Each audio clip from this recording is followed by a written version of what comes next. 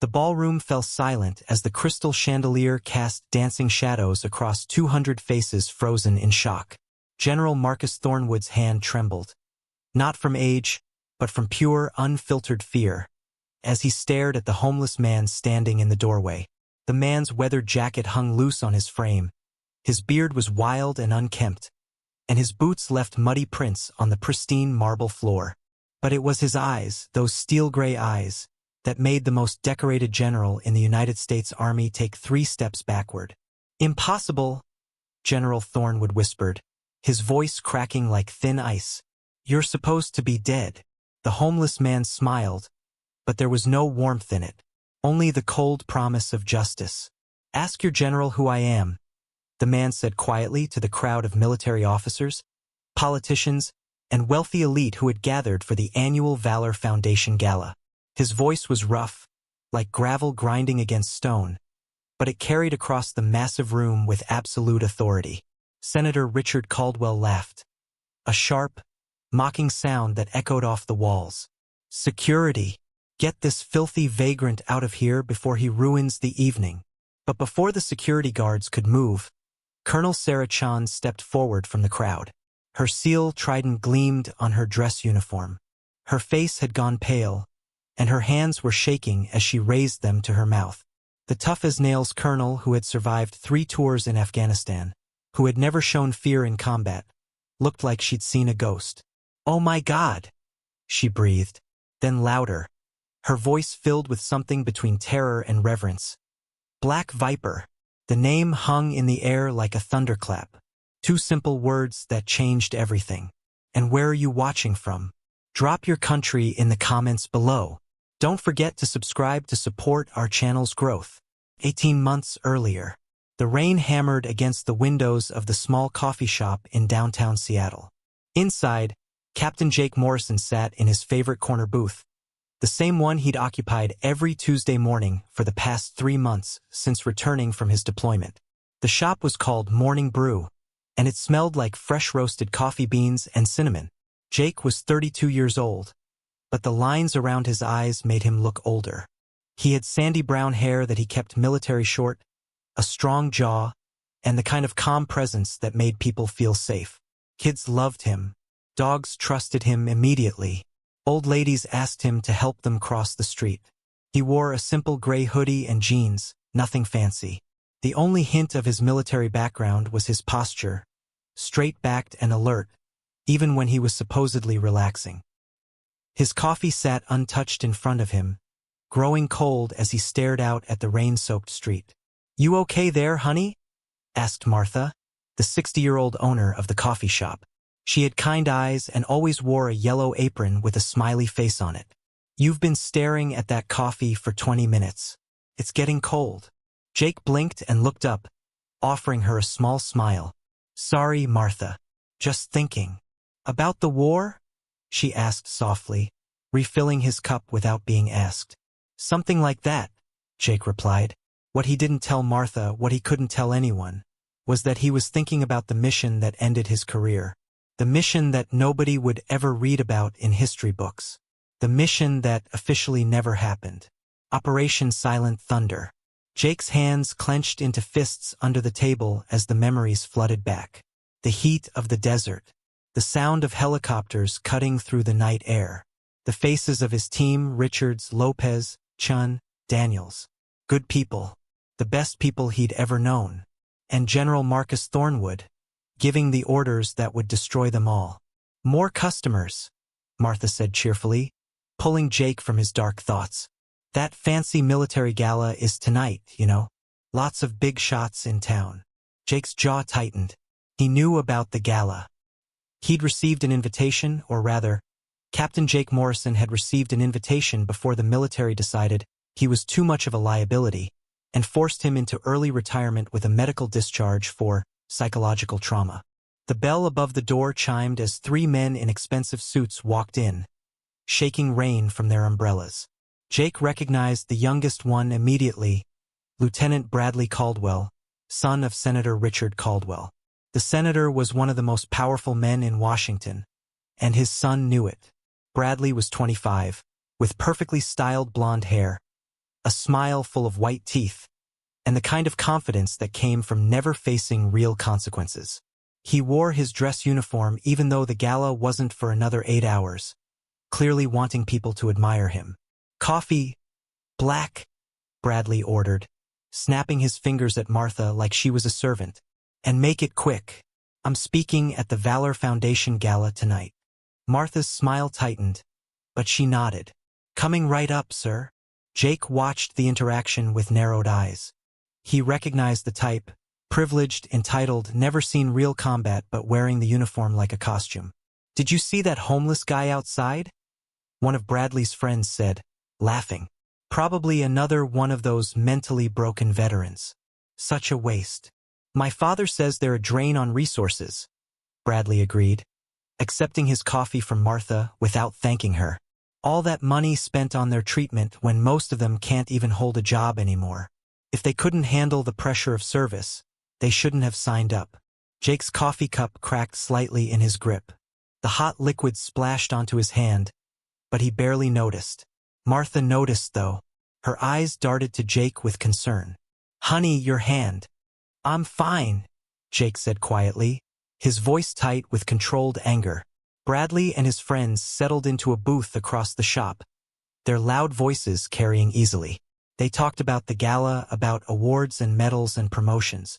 They talked about their careers and their connections and how they'd never have to worry about actually fighting in a war because their fathers would keep them safe behind desks. "Did you hear about General Thornwood's speech tonight?" one of them asked. "He's getting the Distinguished Service Cross for that operation in Syria 3 years ago. They're calling him a hero." Jake's entire body went rigid. "Syria. 3 years ago.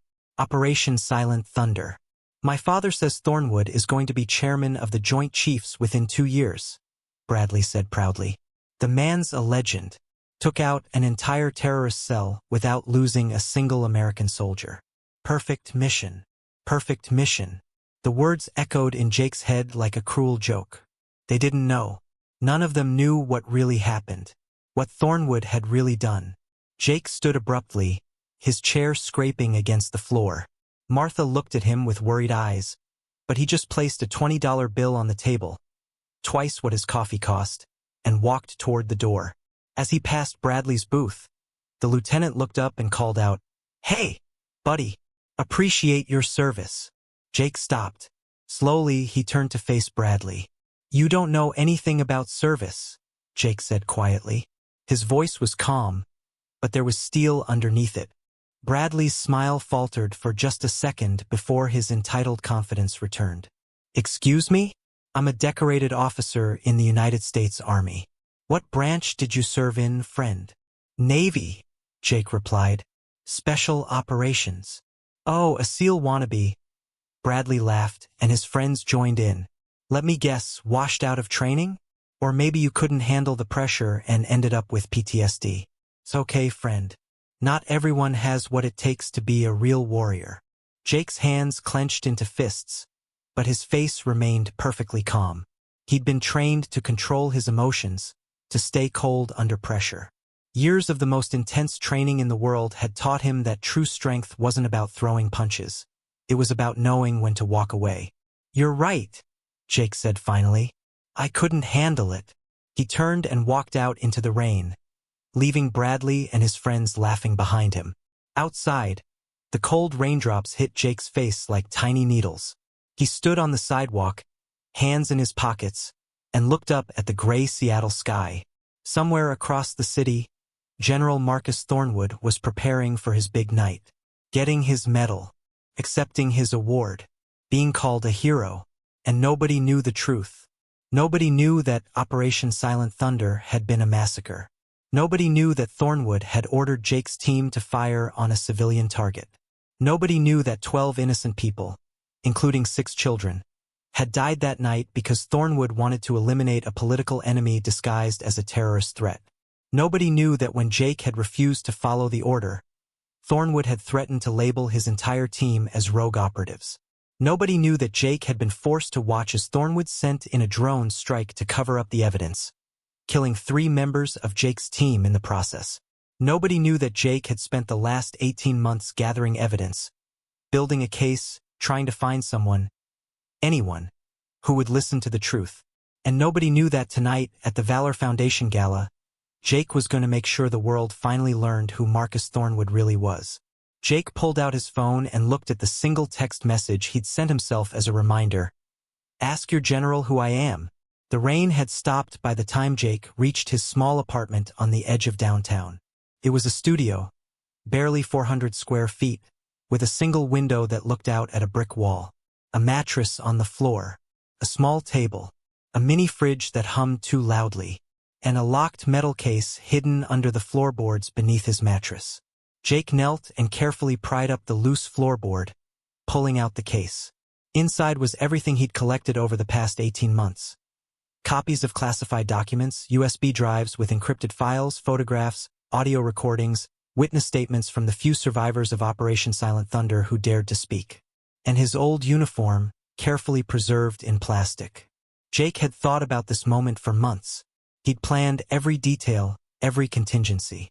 He knew the gala's security protocols. He knew the guest list.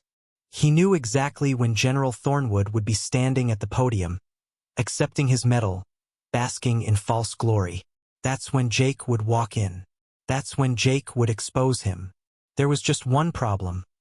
Jake looked nothing like the decorated SEAL operator he'd once been. 18 months of living on the streets, of avoiding military police, of staying off the grid. It had changed him. His beard was long and unkempt. His clothes were worn and dirty. He looked exactly like what Bradley Caldwell had mocked. A broken veteran, a homeless nobody. Which was perfect, because nobody would see him coming. Jake carefully removed his old dress uniform from the plastic bag. The dark blue fabric was still crisp, still perfect. His SEAL trident pin gleamed in the dim light of his apartment.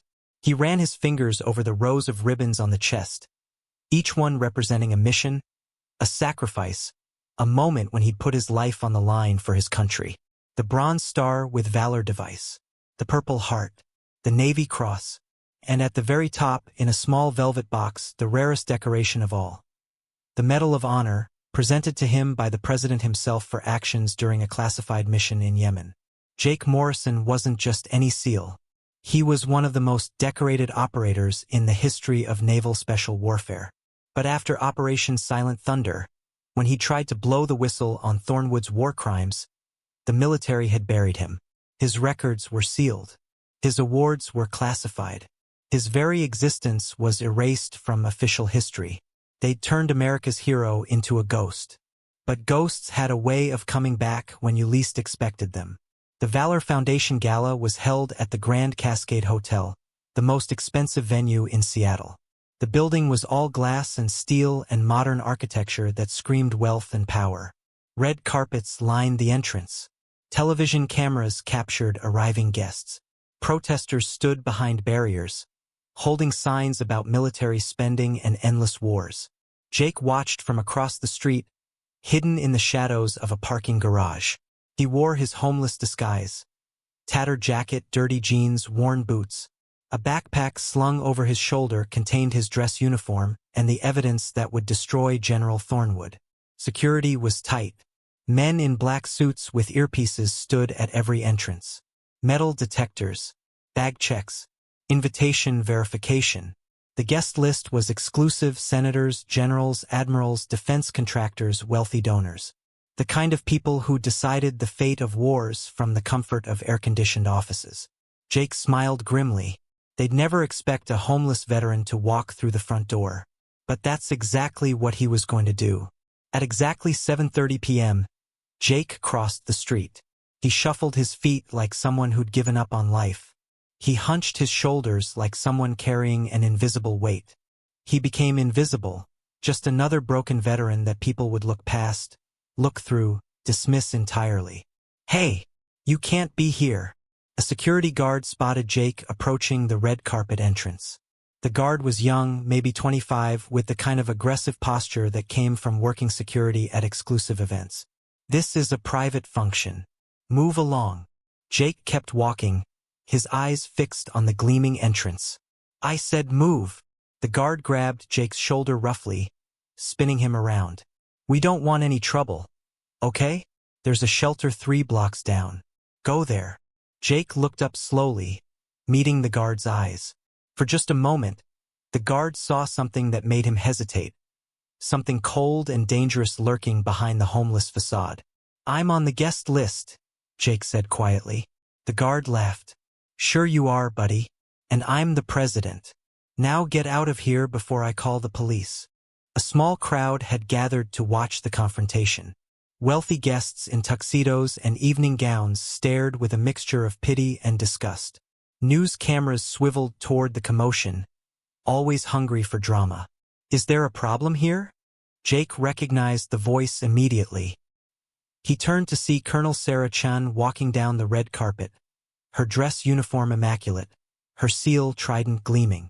She was 40 years old, Korean-American, and one of the toughest operators Jake had ever known. They'd served together on 2 deployments before Operation Silent Thunder. She'd been there that night in Syria. She knew the truth. No problem, ma'am, the security guard said quickly, straightening up in the presence of a superior officer. Just removing this homeless individual from the premises. Colonel Chun looked at Jake carefully. Her eyes narrowed slightly, scanning his face, trying to see past the beard and the dirt and the 18 months of living rough. For a moment, Jake thought she might recognize him. But then she shook her head slightly and turned away. Be gentle with him. He's probably a veteran. Yes, ma'am, the guard replied. Then to Jake, you heard the colonel. Time to go. Jake didn't resist as the guard escorted him away from the entrance, back across the street, back into the shadows where broken soldiers were supposed to stay. He watched Colonel Chun disappear into the gala, following all the other officers and politicians and people who thought they were untouchable. The guard released Jake with a rough shove. Don't come back, understand?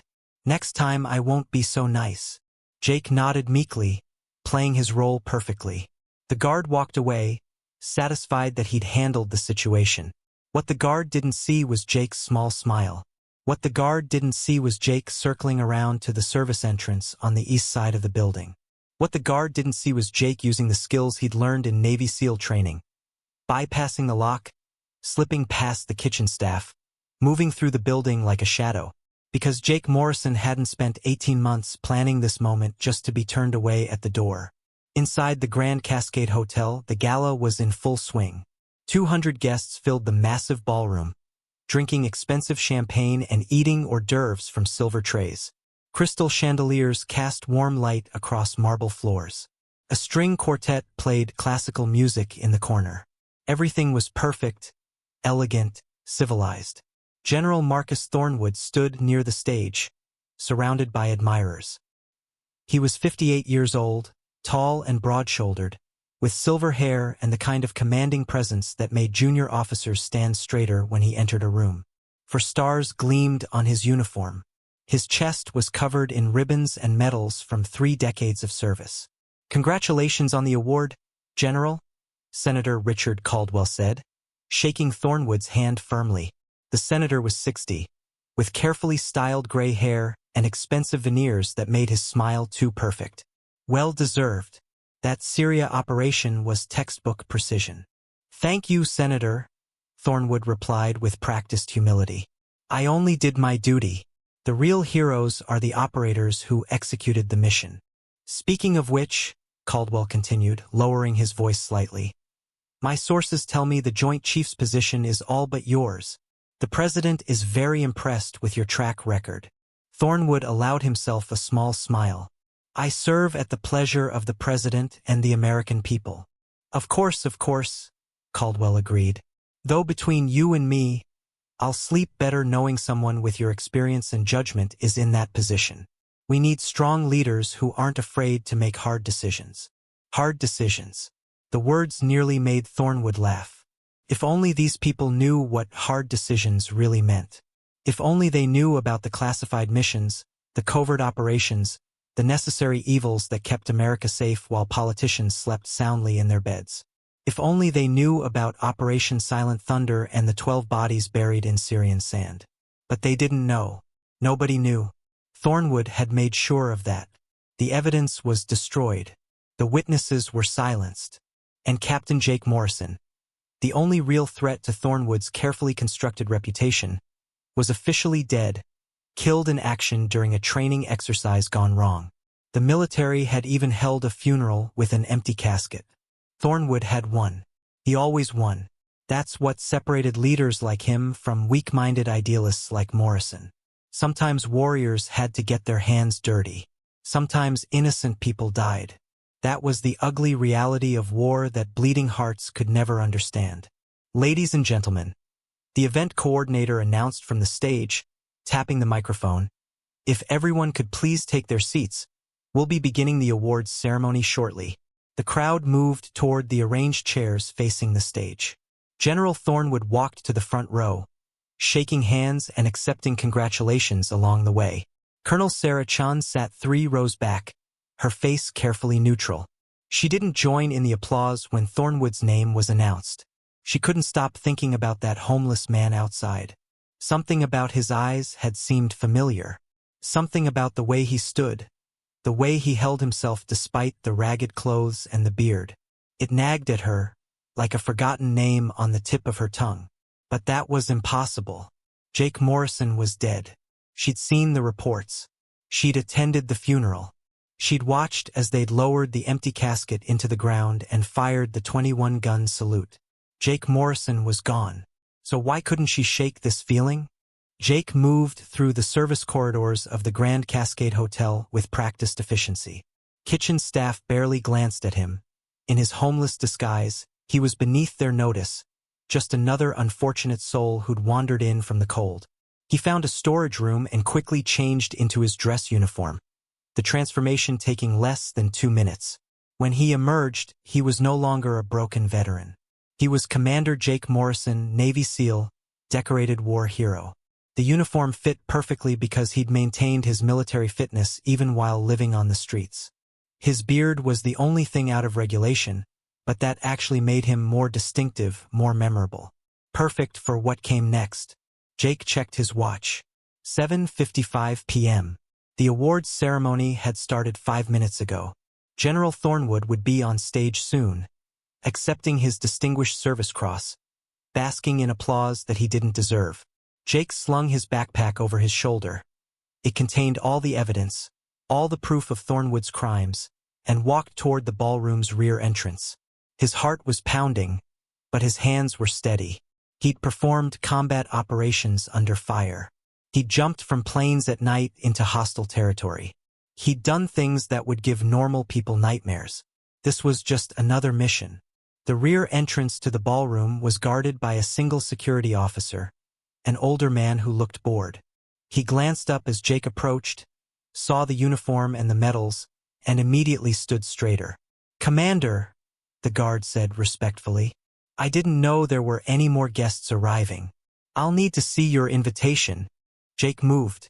One smooth motion faster than the guard could react. Not violent, Jake didn't hurt him, just efficient. A pressure point on the neck that induced temporary unconsciousness. The guard slumped, and Jake caught him, lowering him gently to the floor and dragging him into a nearby coat closet. "Sorry," Jake whispered, "but I can't let anyone stop me now." He took a deep breath, straightened his uniform, and pushed open the ballroom doors. The timing was perfect. General Marcus Thornwood stood center stage, the spotlight illuminating him like some kind of deity. The MC had just finished reading his citation, detailing the heroic actions in Syria that had eliminated a dangerous terrorist cell while protecting innocent lives. Every word was a lie. The crowd was on their feet, applauding. 200 wealthy, powerful people celebrating a war criminal. Jake walked into the ballroom through the rear entrance. His boots left muddy footprints on the pristine marble floor. He'd deliberately stepped in a puddle outside to create the effect. His beard was wild. His uniform was crisp but contrasted sharply with his disheveled appearance. He looked exactly like what he was, a ghost come back to haunt the living. The first person to notice him was a waiter carrying champagne glasses. The young man's eyes went wide, his mouth opening to say something. But Jake placed a finger to his lips and smiled, and the waiter nodded nervously, stepping aside. Jake kept walking. down the center aisle between the chairs, toward the stage where General Thornwood stood, holding his new medal, waving to the crowd like a politician. Someone gasped. Then another person noticed. Like dominoes falling, awareness rippled through the ballroom. The applause died. Heads turned. The string quartet's music faltered and stopped. General Marcus Thornwood turned toward the disturbance, irritation flashing across his face. Who dared interrupt his moment of glory? Then he saw Jake. The medal slipped from Thornwood's fingers, clattering onto the stage. His face went pale. Actually pale, the blood draining so fast it looked like he'd been shot. His mouth opened but no sound came out. Because General Marcus Thornwood was staring at a dead man. "Impossible," Thornwood whispered, his voice cracking. "You're supposed to be dead." Jake smiled, cold and humorless. Surprise. Senator Caldwell stood from his front row seat, his face red with anger. "Security! Get this filthy vagrant out of here before he ruins the evening." The word vagrant echoed through the ballroom. People began murmuring, confused. Who was this homeless-looking man in a military uniform? Some kind of imposter? A crazy person? But Colonel Sarah Chun had risen from her seat 3 rows back. Her hand had gone to her mouth. Her eyes were wide with shock and recognition and something that might have been hope. She knew that face. She knew those eyes. She'd served with that man for 5 years, trusted him with her life, mourned him when she thought he was dead. "Oh my God," she breathed. Security guards were converging on Jake from both sides of the ballroom. Large men in black suits, hands reaching for their tasers. But Jake didn't run. He didn't fight. He just stood there in the center aisle, calm and still, his eyes locked on General Thornwood. "Ask your general who I am," Jake said quietly, his voice carrying across the silent ballroom. He said it to everyone and no one, to the crowd of powerful people who thought they knew everything. "We know who you are," Senator Caldwell spat. "You're some unhinged veteran having a mental breakdown. Security, remove him now." The guards reached Jake, grabbing his arms. But before they could haul him away, Colonel Sarah Chen's voice rang out across the ballroom, strong and clear and filled with emotion. "Wait!" Everyone stopped. Even the security guards hesitated, because Colonel Chun was walking down the aisle now, her eyes never leaving Jake's face. She was crying. This tough-as-nails SEAL operator who never showed emotion was crying, and her voice shook when she spoke. "Black Viper." Those 2 words hung in the air like a thunderbolt. The security guards' grips loosened slightly, uncertainty crossing their faces. Several military officers in the crowd straightened, recognition dawning in their eyes. Even civilians who didn't know military call signs sensed that something important had just happened. General Thornwood's face had gone from pale to gray. He backed up 2 steps, then 3 like he could escape what was coming. His carefully constructed world was cracking, and he could feel it. "That's not possible," Thornwood said, his voice stronger now, trying to regain control. "Black Viper died 18 months ago. This is obviously an imposter, someone trying to exploit that hero's memory. Colonel Chin, you're overtired. This man is clearly—" "I trained with him for 6 months," Colonel Chun interrupted, walking closer to Jake. "I served with him on 2 combat deployments. I was there when he earned his Navy Cross. I was there when he received his Medal of Honor. And I was there." Her voice rose, sharp and accusing. "During Operation Silent Thunder in Syria." The last 3 words fell like bombs. Several people in the crowd gasped. Operation Silent Thunder was classified. Nobody was supposed to know that name, that mission, those events. Jake met Colonel Chen's eyes and nodded slightly. She understood. She'd always understood. She'd been there. She'd seen what Thornwood had ordered.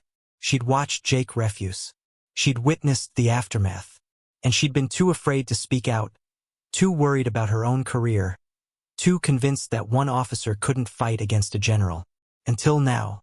"Sarah," Jake said softly, using her first name. "It's good to see you." Her tears fell faster. "We thought you were dead." The report said training accident. "They showed us the footage of the explosion. We attended your funeral." "How?" "Long story," Jake replied. But I've been gathering evidence, building a case, waiting for the right moment. He turned his gaze back to General Thornwood. And tonight seems like a perfect time to tell everyone the truth about Operation Silent Thunder, about what really happened in Syria, about the 12 innocent civilians who died because this man, he pointed at Thornwood, ordered his team to fire on a non-combatant target to eliminate a political rival. The ballroom exploded into noise, gasps, shouts, denials, demands for explanation. The carefully orchestrated gala had turned into chaos. Lies! General Thornwood roared, his voice booming across the ballroom. He'd recovered from his initial shock and was fighting back now, using every ounce of his authority and presence. This man is clearly delusional. He's been living on the streets, probably suffering from severe PTSD and paranoid delusions. Everyone knows that Operation Silent Thunder was a complete success. 0 civilian casualties, complete elimination of a terrorist cell. This is a sick fantasy from a broken mind. Is it? Jake asked calmly. He swung his backpack off his shoulder and pulled out a tablet computer. Because I have classified documents, video footage, audio recordings, witness testimony from 3 other members of the team who survived. And he held up a USB drive, a complete copy of the original mission files before they were altered. Thornwood's eyes locked on that USB drive like it was a loaded gun pointed at his head. Those files are classified, Thornwood said carefully. Possession of them is treason. Security. Arrest this man immediately for violation of the Espionage Act. But the security guards didn't move. They were looking at Colonel Chun, at the other military officers in the crowd, trying to figure out who to believe. I have immunity, Jake said simply. Granted by the Inspector General's office 3 weeks ago in exchange for testimony about war crimes committed by senior military officials. This isn't treason, General. It's called whistleblowing. It's called justice. Senator Caldwell stood again, his face purple with rage. This is absurd. You can't just walk into a private event and make wild accusations against one of America's finest generals. I'm calling the Secretary of Defense right now. Please do, Jake said, because the Secretary of Defense is the one who authorized me to be here tonight. This has been a joint operation between the Inspector General, the Naval Criminal Investigative Service, and the Department of Justice. Tonight was never about giving General Thornwood an award. Tonight was about giving him a chance to confess before we make everything public. The room went silent again. All eyes turned to General Thornwood, standing alone on the stage under that spotlight that now felt more like an interrogation lamp than glory. For a long moment, the general said nothing. Jake could see him calculating, trying to find an escape route, trying to figure out how to spin this. Finally, Thornwood laughed. A harsh, bitter sound. You self-righteous fool, Thornwood said, his voice dripping with contempt. You think you're a hero? You think exposing this makes you noble? Those people in Syria were harboring terrorists. Yes, there were civilians there, unfortunate collateral damage, but we eliminated 3 high-value targets that night. 3 men who were planning attacks that would have killed hundreds of Americans. I made a hard choice. I did what weak officers like you could never do. They were farmers, Jake said quietly. The intelligence was false, planted by someone who wanted those people dead for political reasons. And you knew it. You were told by your own intelligence officer that the target assessment was questionable. But you ordered the strike anyway because someone— Jake's eyes shifted to Senator Caldwell. Promised you a promotion if you did. Senator Caldwell's face went even redder. How dare you? Sit down, Richard, Jake said coldly. Your turn is coming. I have phone records, financial transfers, emails between you and General Thornwood discussing the problem that needed to be eliminated in Syria. The farmer you ordered killed? He was going to testify about your illegal weapons sales to rebel groups. Can't have that information coming out during your presidential campaign. Can you? The ballroom was absolutely silent now. 200 people barely breathing. Television cameras that had been covering the gala were capturing every word, broadcasting to news stations that were probably scrambling to cut to commercial but couldn't look away from the drama. This was bigger than Jake had imagined. This was going to bring down not just a general but a senator. Probably more. The corruption went deeper than he'd known. "You have no proof," Senator Caldwell said, but his voice shook. Jake pulled out another USB drive. "I have all the proof. Financial records, communications, testimony from your aide who was willing to flip in exchange for immunity. It's over, Senator. It's over for both of you." General Thornwood stood frozen on the stage, his entire body rigid. Jake could see the moment when the general realized there was no way out. No spin. No escape. The evidence was real. The witnesses were ready. The system he'd manipulated for so long was finally going to hold him accountable. "You've destroyed me," Thornwood said quietly. "Was it worth it? Destroying a decorated general's reputation? Causing a scandal that will embarrass the entire military? Just to satisfy your sense of moral superiority?" 12 people died, Jake replied, his voice hard as steel. 6 of them were children. I watched you order that strike. I watched you threaten your own team when we refused to follow an illegal order. I watched you send a drone to kill witnesses and destroy evidence. 3 of my teammates died because you were covering your tracks. So yes, General, it's worth it. Justice is always worth it. The ballroom doors burst open and a dozen federal agents in FBI jackets flooded in, followed by military police. They'd been waiting outside, listening to every word, ready to move on Jake's signal. General Marcus Thornwood, the lead FBI agent said, approaching the stage, "You're under arrest for war crimes, conspiracy to commit murder, obstruction of justice, and violation of the Uniform Code of Military Justice. Senator Richard Caldwell, you're also under arrest for conspiracy, bribery of military officials, and accessory to murder." The arrests happened quickly, efficiently. Federal agents read rights. Handcuffs clicked closed. General Thornwood's 4-star uniform and Senator Caldwell's expensive suit meant nothing now. They were led out of the ballroom in front of 200 witnesses and dozens of cameras. Jake stood in the center aisle watching them go. His hands were shaking slightly, not from fear, but from the sheer emotional release of 18 months of planning, hiding, gathering evidence, living on the streets, being invisible. Colonel Sarah Chun approached him slowly. Other military officers followed. Some Jake recognized, some he didn't. They formed a circle around him, and one by one, they came to attention and saluted. Saluting Black Viper. Saluting the man who'd refused an illegal order. Saluting the hero who'd chosen justice over his career. Jake returned the salute, tears burning in his eyes. "Welcome back, Commander," Colonel Chun said softly. "We missed you." The flash of camera bulbs felt like 1,000 tiny explosions. Jake stood in the center of the Grand Cascade Hotel ballroom, surrounded by federal agents, military officers, and reporters who had rushed in once they realized what was happening. His hands had finally stopped shaking, but his heart still pounded like a war drum in his chest. "Commander Morrison! Commander Morrison!" A reporter pushed through the crowd, her microphone thrust forward like a weapon. "How long have you been planning this? Were you really living homeless on the streets?" Before Jake could answer, Colonel Sarah Chun stepped between them. "No questions right now. Commander Morrison needs medical evaluation and debriefing. Please respect that." But the questions kept coming. A tsunami of voices all demanding answers at once. Did the military fake your death? How many people were involved in the cover-up? What made you decide to expose General Thornwood tonight? Are there other corrupt officers? Jake felt overwhelmed. For 18 months, he'd been invisible, a ghost moving through Seattle's streets unnoticed.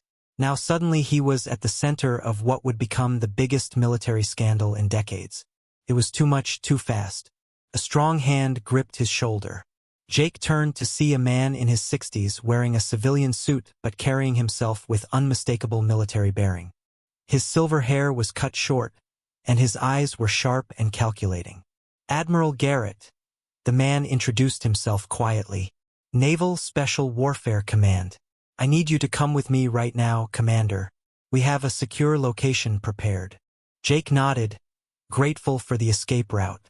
Admiral Garrett gestured to 4 Navy security personnel who formed a protective box around Jake, shielding him from the cameras and reporters as they moved toward a side exit. "Wait!" A voice cut through the chaos. Jake turned to see Lieutenant Bradley Caldwell, Senator Caldwell's son, pushing through the crowd. The young officer's face was twisted with rage and humiliation. His father had just been arrested. His whole world had collapsed in front of cameras. "This is your fault," Bradley shouted, jabbing his finger at Jake. "My father is a patriot. General Thornwood served this country for 30 years. And you're just a broken soldier with PTSD who couldn't handle the reality of war." The ballroom fell silent. Everyone waited to see how Jake would respond. Jake looked at Bradley for a long moment.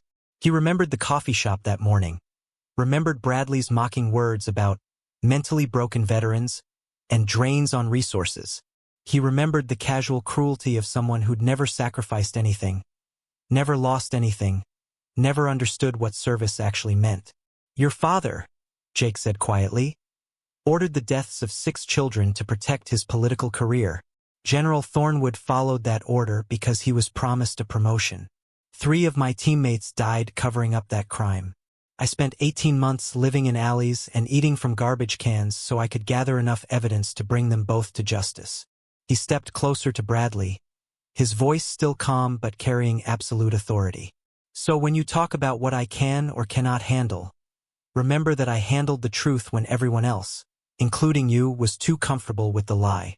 Bradley's face went pale. He opened his mouth but no words came out.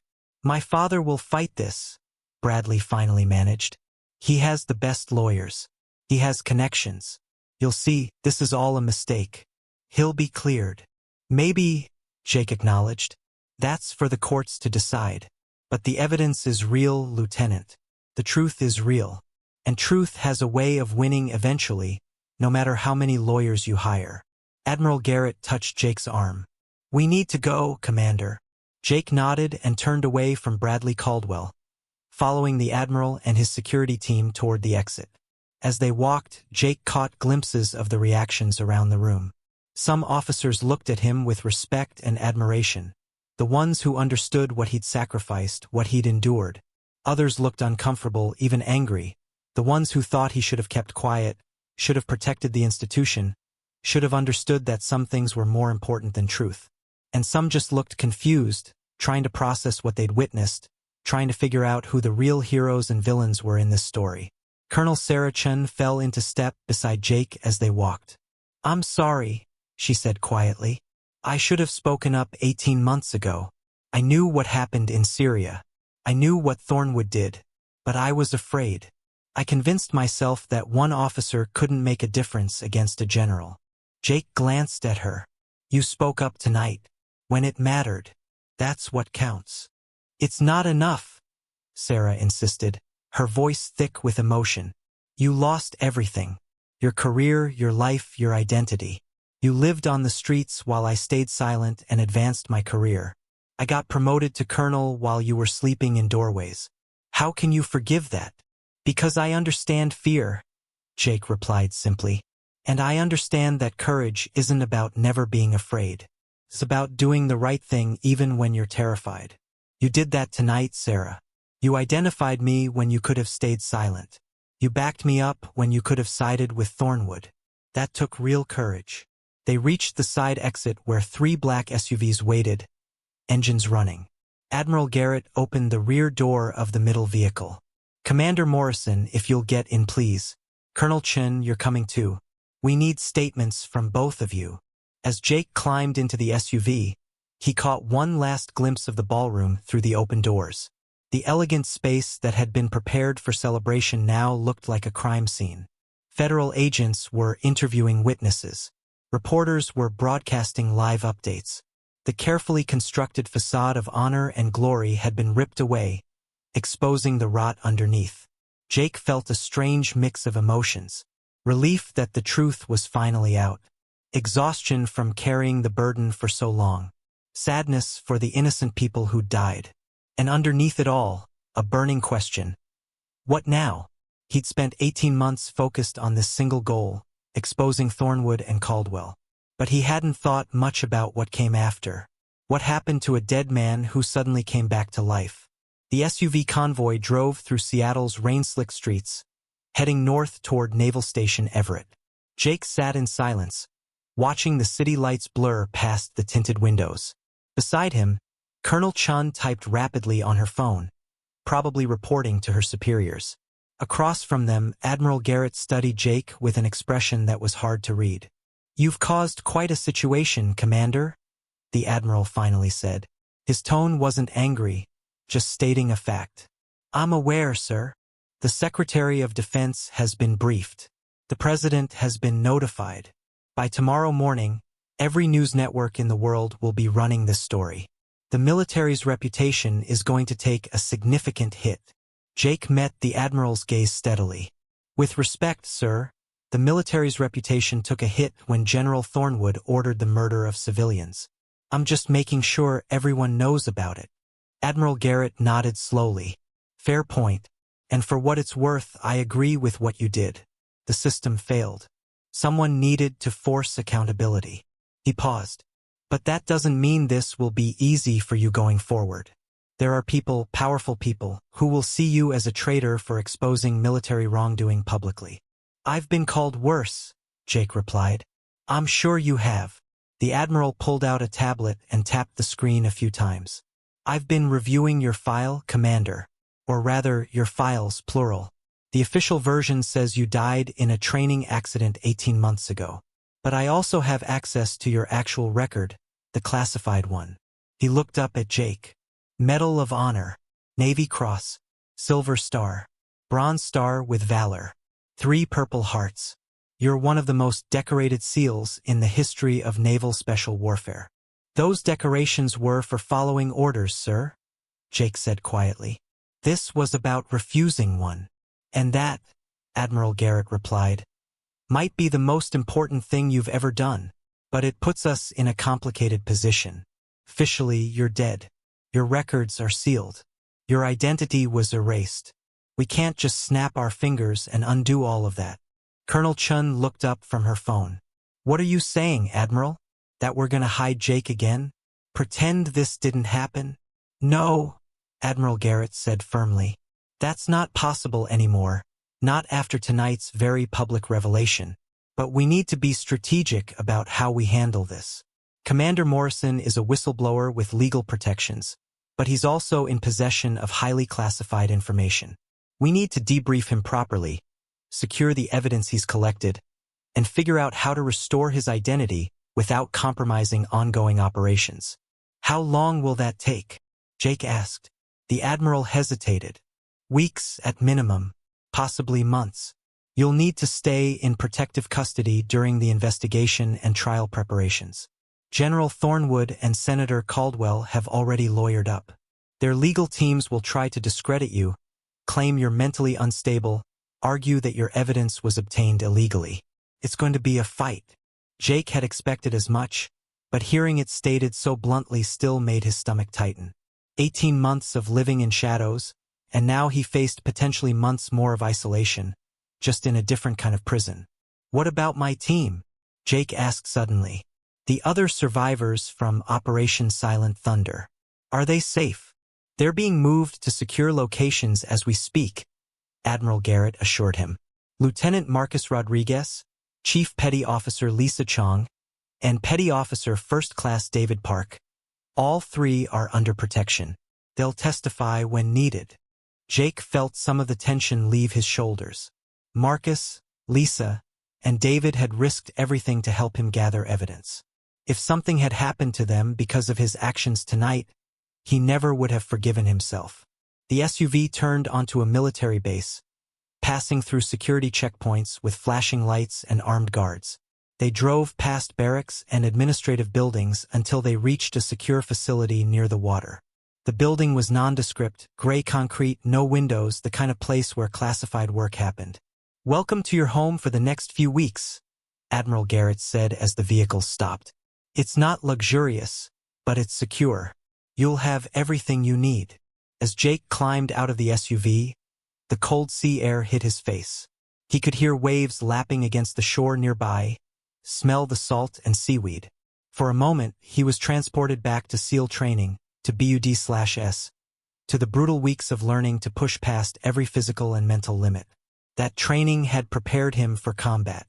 But had it prepared him for this, for being the center of a political firestorm, for having his entire life examined and questioned, for becoming a symbol in a fight much bigger than himself? This way, Commander. A Navy security officer gestured toward the building entrance. Jake followed, with Colonel Chun and Admiral Garrett flanking him. Inside, the facility was exactly what he'd expected. Long corridors with fluorescent lighting, security cameras everywhere, coded doors requiring badge access. They took an elevator down 2 levels underground. Why underground? Jake asked. Extra security, Admiral Garrett explained. There are people who don't want you testifying, Commander. People who benefited from the corruption you've exposed. We're taking no chances with your safety. They reached a secure conference room where several people waited. Jake recognized some of them from photos he'd seen during his investigation. A woman in a civilian suit stood as they entered, Assistant Attorney General Monica Harris, head of the Justice Department's National Security Division. Beside her sat Captain Frank Richardson from Naval Criminal Investigative Service, and a man Jake didn't recognize wearing an FBI badge. Commander Morrison, Monica Harris said, extending her hand. I'm glad you're alive. What you did tonight took tremendous courage. Jake shook her hand. I just told the truth, ma'am. The truth that powerful people spent 18 months trying to bury, she replied. Please sit. We have a lot to discuss. For the next 4 hours, Jake answered questions. He walked them through Operation Silent Thunder minute by minute, the intelligence briefing, the target assessment, the orders from General Thornwood, his refusal to follow those orders, the threats that followed, the drone strike that killed his teammates, and his decision to fake his death and go underground. He showed them the evidence he'd collected. Classified documents photographed in secure locations, audio recordings from hidden devices, financial records obtained through careful investigation, testimony from witnesses who'd been afraid to speak up. This is remarkable, Monica Harris said, reviewing the files on her tablet. You've basically done the investigative work for us. Most of this would be admissible in court. That was the plan, Jake replied. I knew I'd only get one shot at this. If I went public without ironclad evidence, Thornwood would have destroyed me. Again.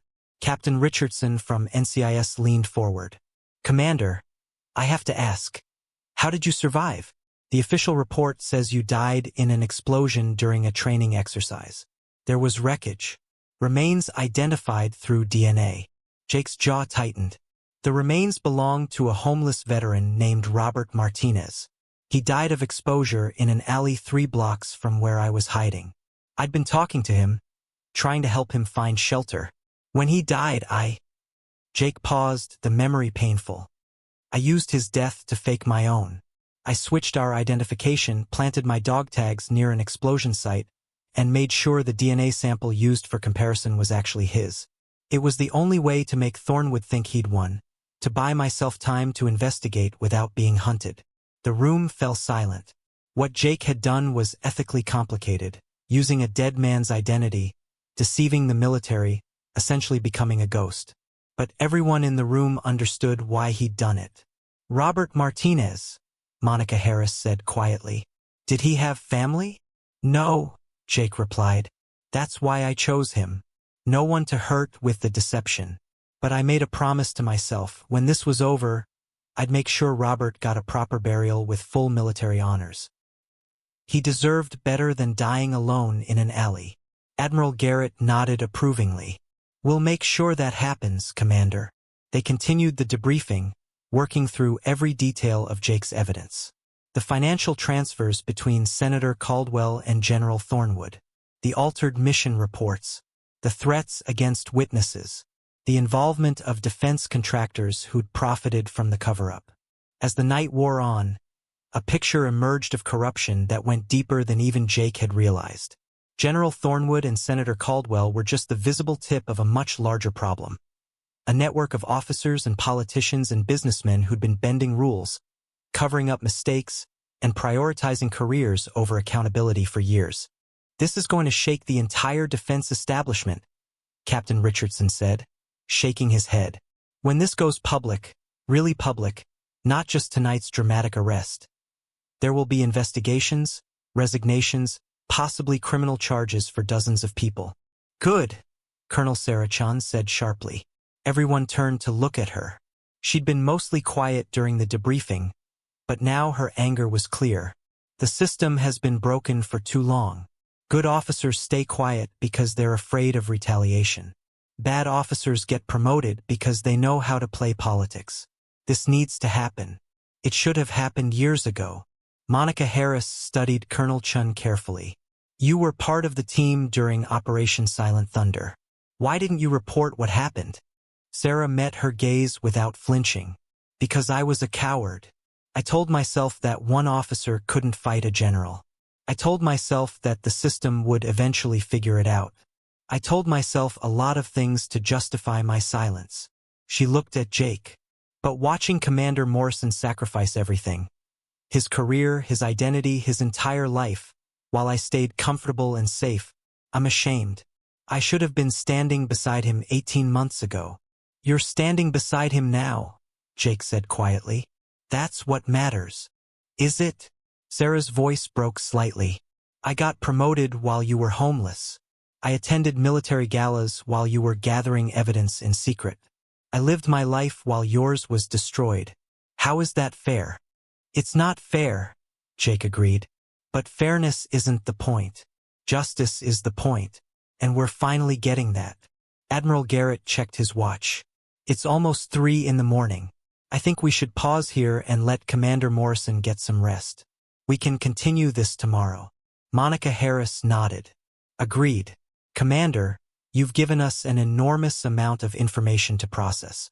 We'll need more detailed interviews over the coming days, but you've earned some sleep. As the meeting broke up, a Navy psychologist entered the room, a woman in her 50s with kind eyes and a gentle demeanor. Commander Morrison, I'm Dr. Rachel Foster. I'd like to conduct a brief wellness check before you get some rest. Jake wanted to refuse. He was exhausted, emotionally drained, and the last thing he wanted was someone analyzing his mental state. But he understood the necessity. After everything he'd been through, the military needed to ensure he was psychologically stable before moving forward. Of course, Doctor, Jake said. They moved to a smaller, more private room. Dr. Foster sat across from Jake, her posture open and non-threatening. How are you feeling right now? She asked simply. Jake considered the question. Honestly? Exhausted. Relieved. Scared. All of it at once. Scared of what? That I've destroyed my life for nothing. That Thornwood and Caldwell will find a way to escape justice. That the system will close ranks and protect itself like it always does. Jake rubbed his face with both hands. I gave up everything for this, Doctor. 18 months of hell. If it doesn't matter, if nothing changes, I don't know if I can handle that. Dr. Foster nodded thoughtfully. That's a very honest answer, Commander. And it's a legitimate fear. But can I offer you a different perspective? Jake looked up. Sure. You've already won, Dr. Foster said. Not in the sense that Thornwood and Caldwell are guaranteed to be convicted. That's for the courts to decide. But you've won the more important battle. You told the truth when everyone else stayed silent. You stood up when it would have been easier to walk away. You sacrificed comfort and safety for principle. That matters, Commander.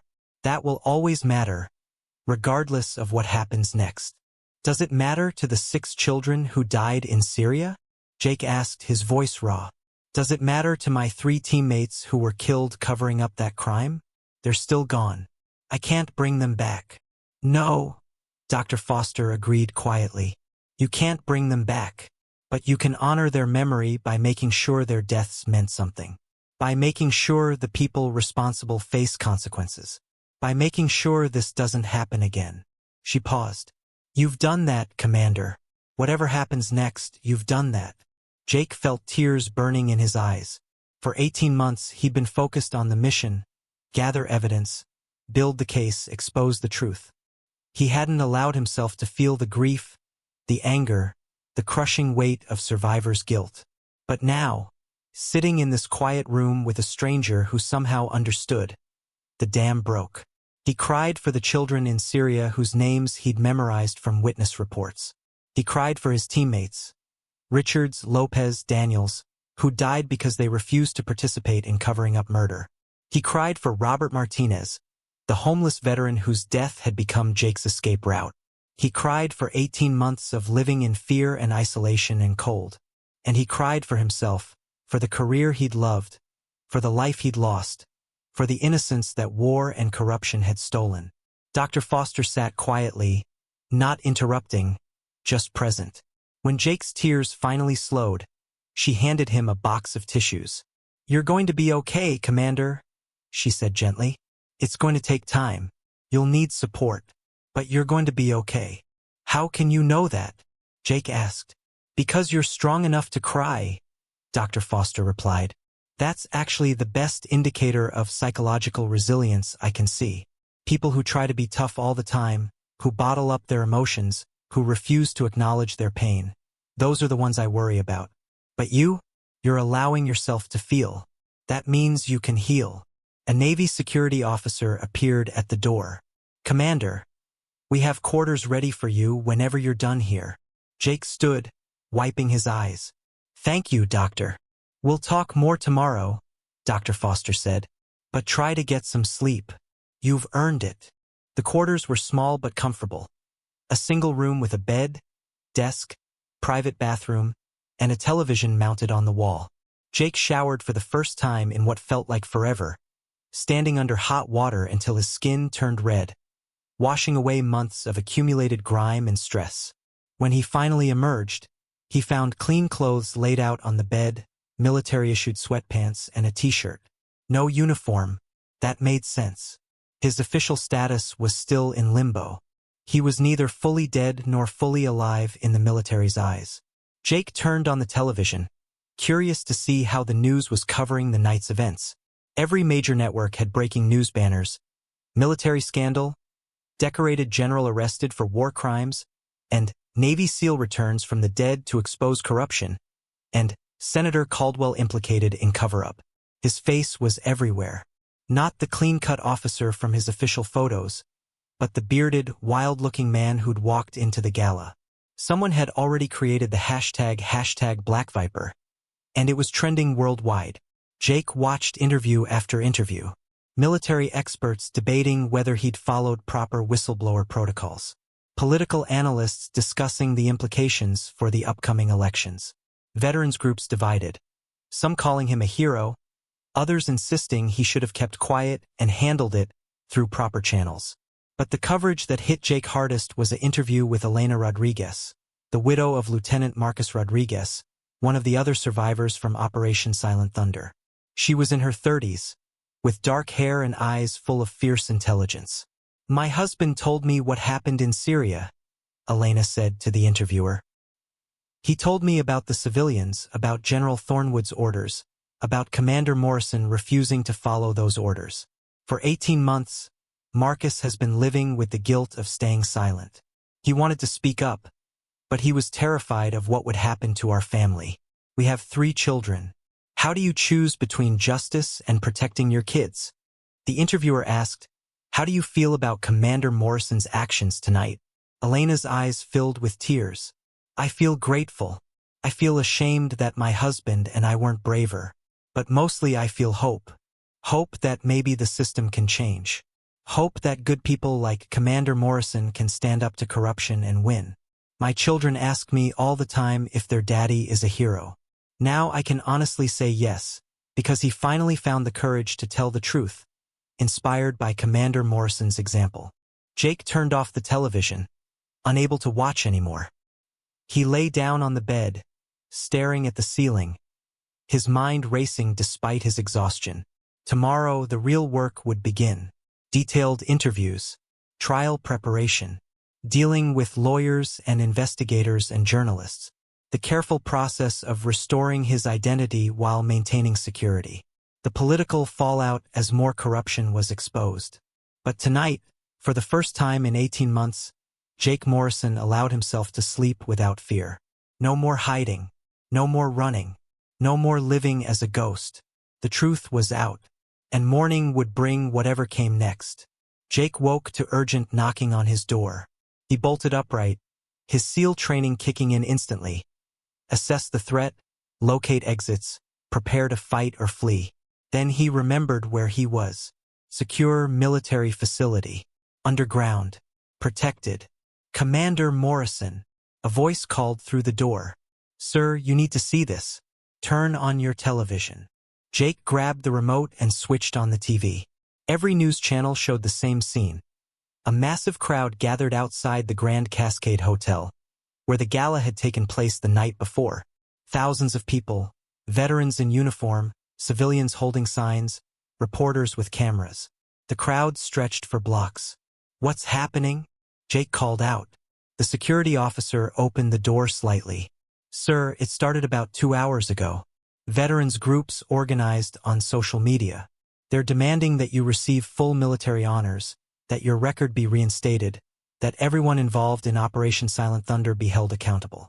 The crowd is growing by the hour. Jake stared at the screen in disbelief. Signs read Justice for Black Viper, and Protect Whistleblowers, and Accountability Now. Veterans in uniform stood at attention, saluting toward the hotel where Jake had confronted Thornwood. Gold Star families, those who'd lost loved ones in military service, held photographs of their fallen soldiers. A reporter was interviewing a grizzled old man wearing a Vietnam veteran's cap.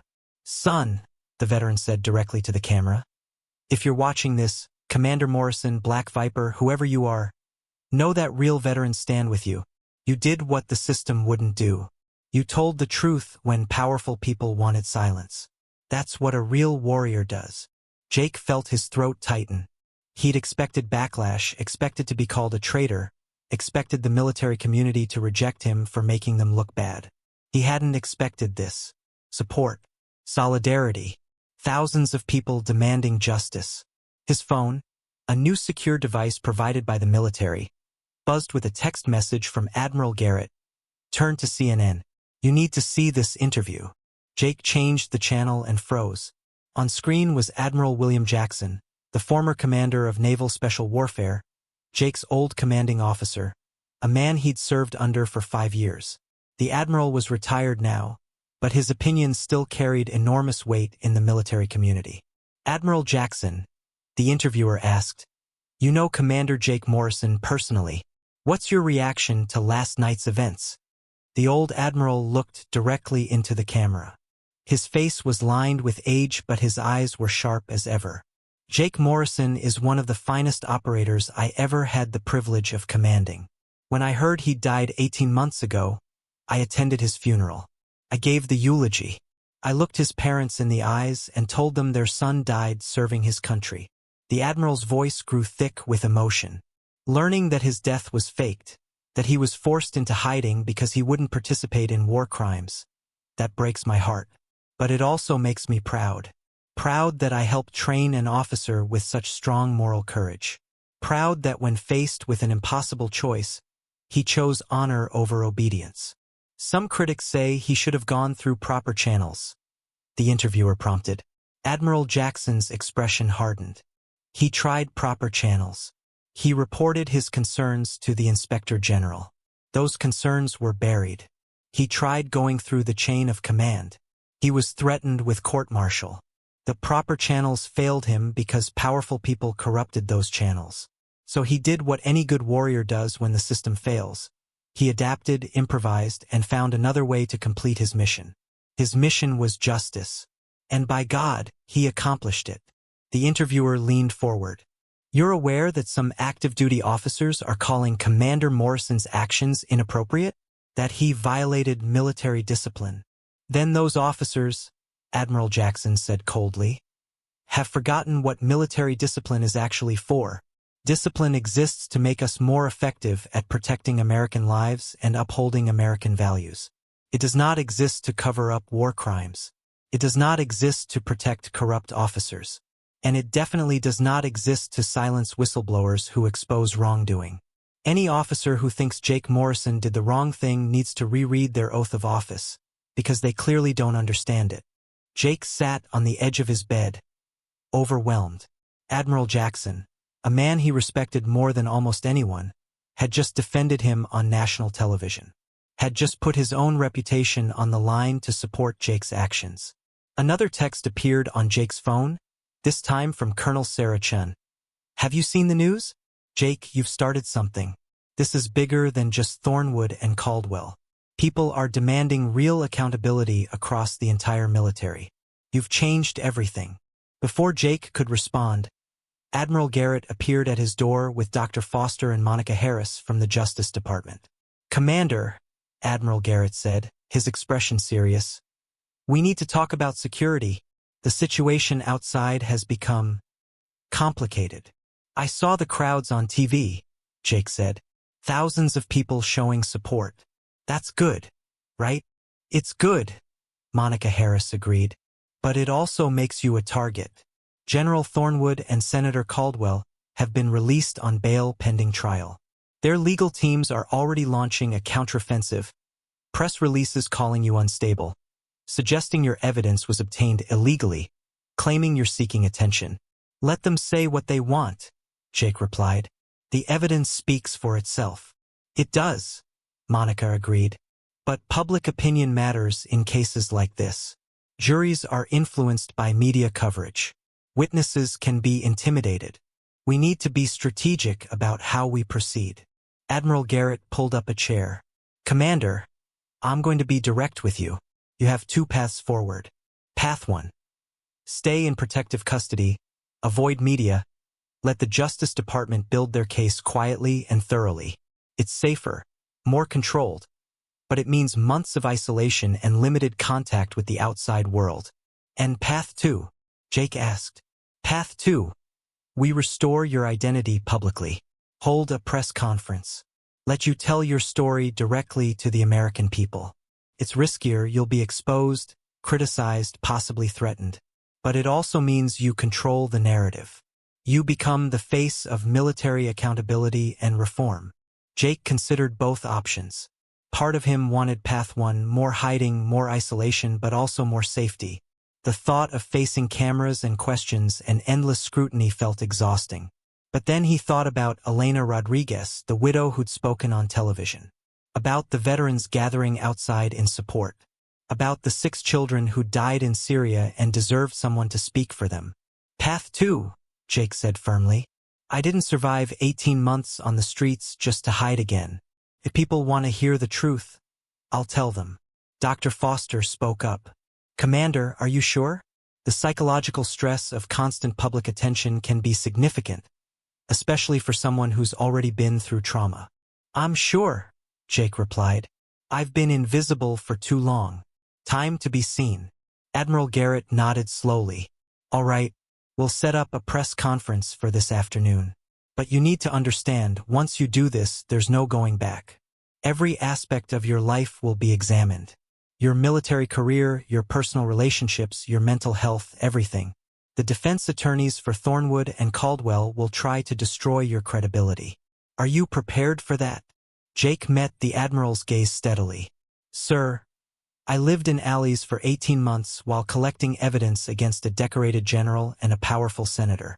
I think I can handle some lawyers." A slight smile crossed Admiral Garrett's face. "Fair enough, Commander.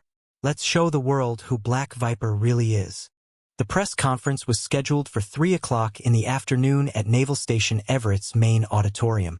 Jake stood backstage, wearing his dress uniform for the first time in 18 months.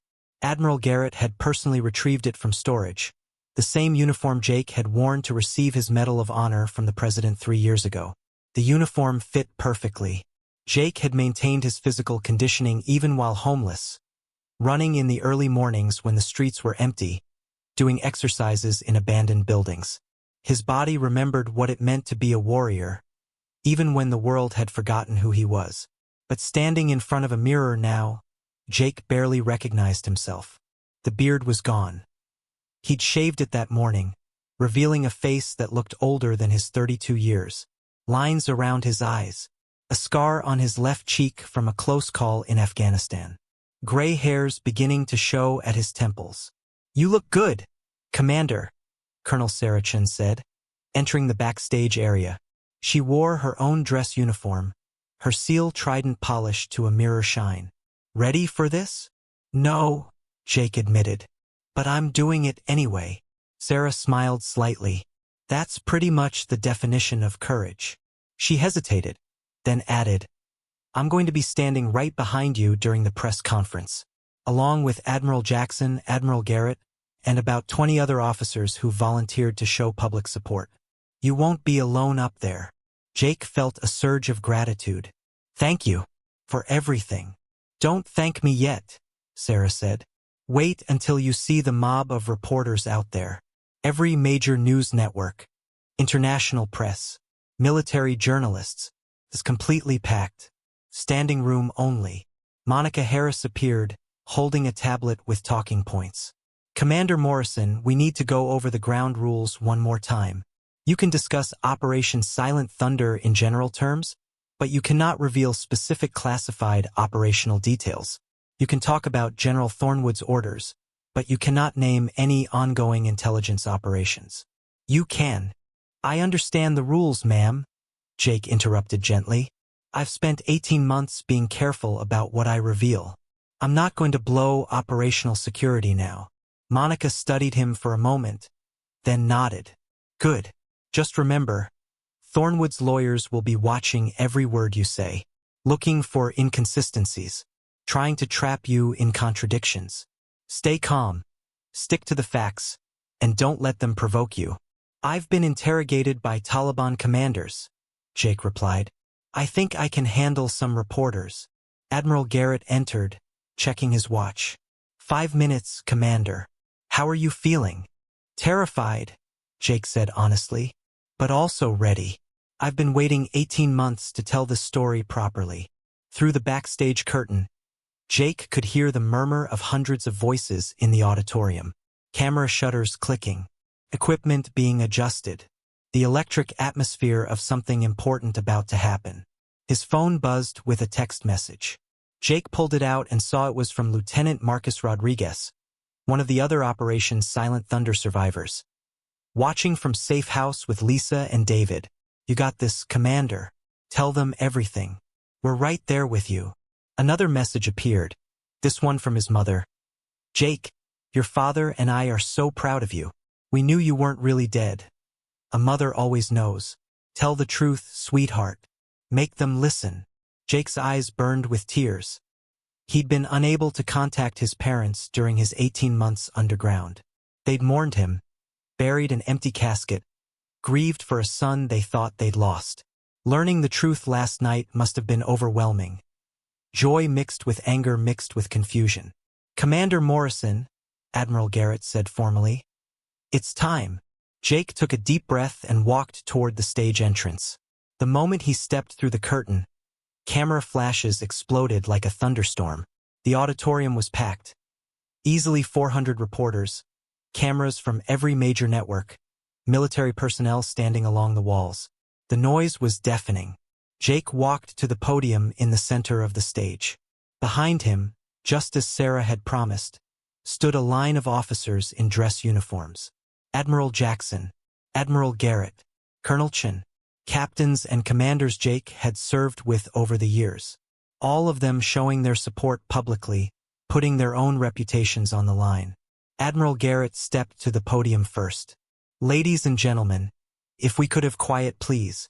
The noise gradually died down. Thank you all for being here. I am Admiral Thomas Garrett, Commander of Naval Special Warfare. I'm here today to introduce a man who exemplifies the highest values of military service.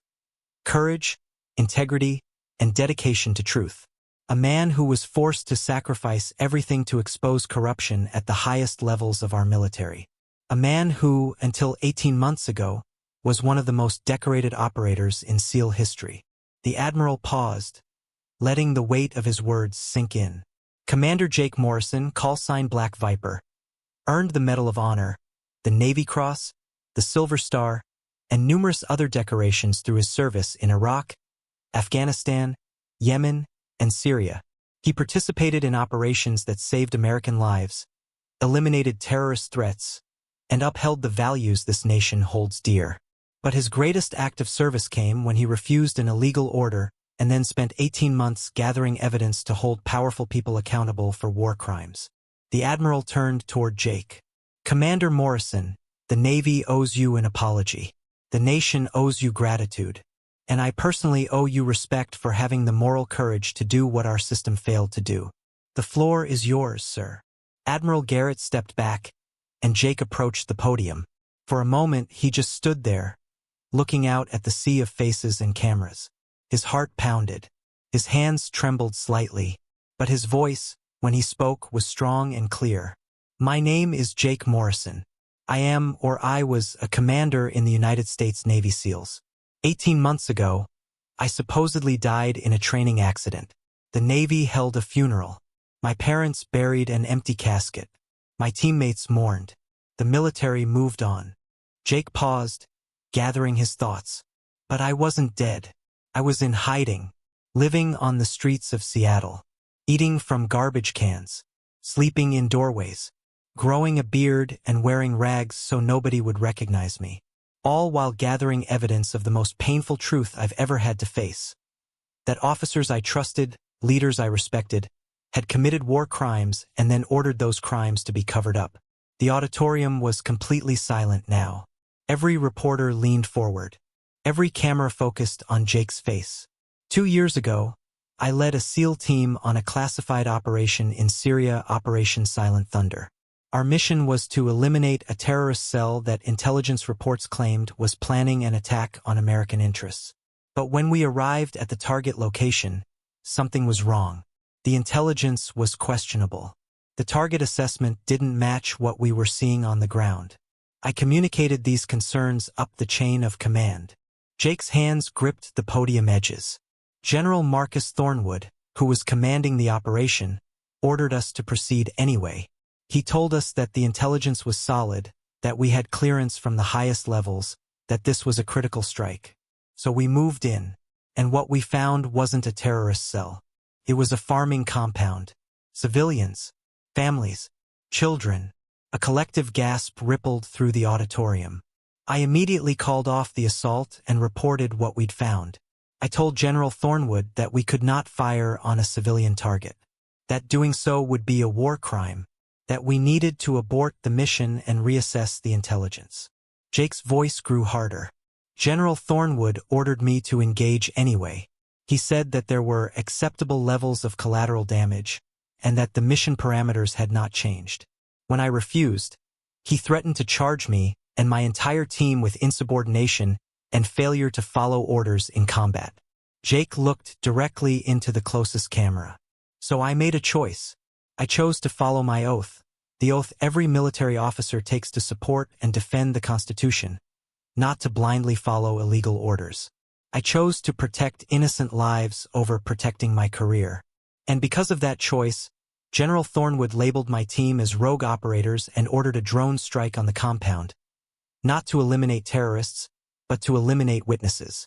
The silence in the auditorium was absolute. 12 people died in that drone strike. 6 of them were children under the age of 10.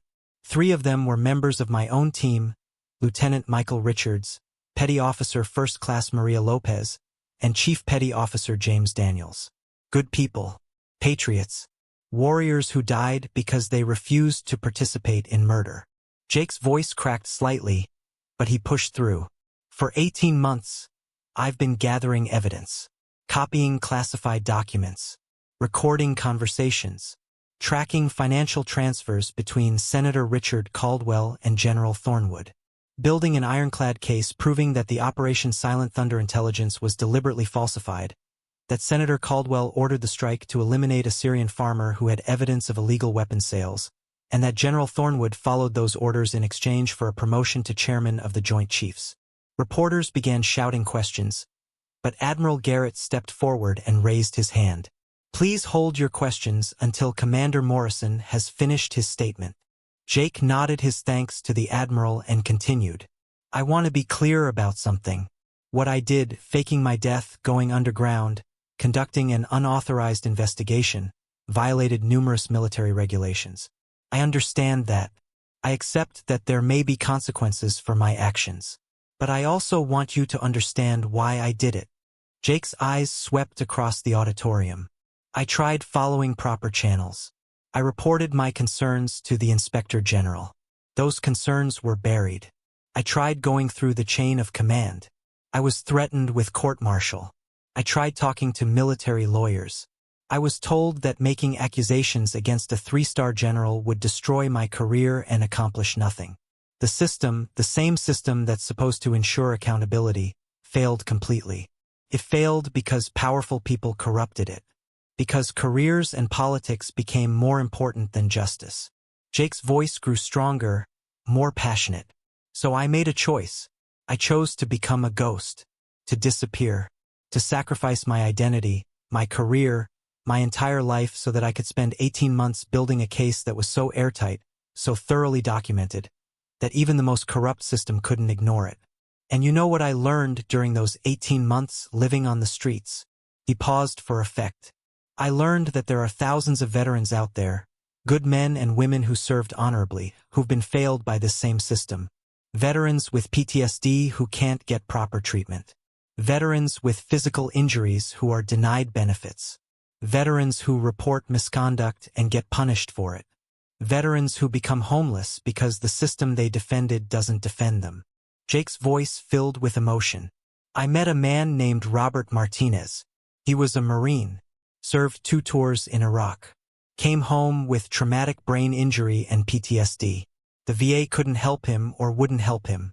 He ended up on the streets. He died alone in an alley from exposure, and nobody even noticed for 3 days. His body was found by a garbage collector. That's how little the system cared about him. The auditorium was so quiet that Jake could hear his own breathing. Robert Martinez's death gave me the opportunity to fake my own death and go underground. I used his identity. I used his tragedy. And I promised myself that when this was over, I would make sure the world knew his name. That he would be remembered. That his sacrifice, because it was a sacrifice even if he didn't choose it, would mean something. Jake looked directly into the cameras again. So here's what I'm asking. Not just from the military, not just from the government, but from every American watching this. I'm asking you to demand accountability. Not just for General Thornwood and Senator Caldwell, but for every officer and politician who's abused their power. I'm asking you to support the veterans who served honorably and are now struggling. I'm asking you to remember that following orders is important, but following your conscience is more important. And I'm asking you to honor the memory of 12 innocent people who died in Syria, and 3 members of my team who died trying to protect them. Jake stepped back from the podium. I'll take questions now. The auditorium exploded. Every reporter shouted at once, hands shooting up, cameras flashing. Admiral Garrett stepped forward again. One at a time, please. We'll start with you, front row. A reporter from CNN stood up. Commander Morrison, General Thornwood's lawyers released a statement this morning calling you mentally unstable and claiming you're fabricating evidence because of PTSD. How do you respond to that? Jake had expected this question. I underwent a psychological evaluation by Navy doctors yesterday. They found me mentally fit and competent. As for fabricating evidence, every document I collected is verifiable through official channels. Every audio recording can be authenticated. Every financial transfer can be traced. General Thornwood's lawyers are trying to discredit me personally because they can't discredit the evidence. That's a classic defense strategy. But it won't work. Another reporter stood. Commander, you mentioned that Senator Caldwell ordered the strike to eliminate a witness. Can you provide more details about what that witness knew? Monica Harris stepped forward and whispered something to Jake. He nodded and addressed the reporter. I can't discuss specific details because they involve ongoing investigations into illegal weapons sales. But what I can tell you is that the Syrian farmer who was killed had documentation proving that certain American officials, including Senator Caldwell, were selling weapons to rebel groups in violation of international law and congressional oversight. That farmer was preparing to go public with that information. Senator Caldwell needed him silenced. General Thornwood provided that service in exchange for political support for his promotion. A reporter from Fox News stood. Some military officers are saying that you should be court-martialed for faking your death and stealing classified information. What's your response?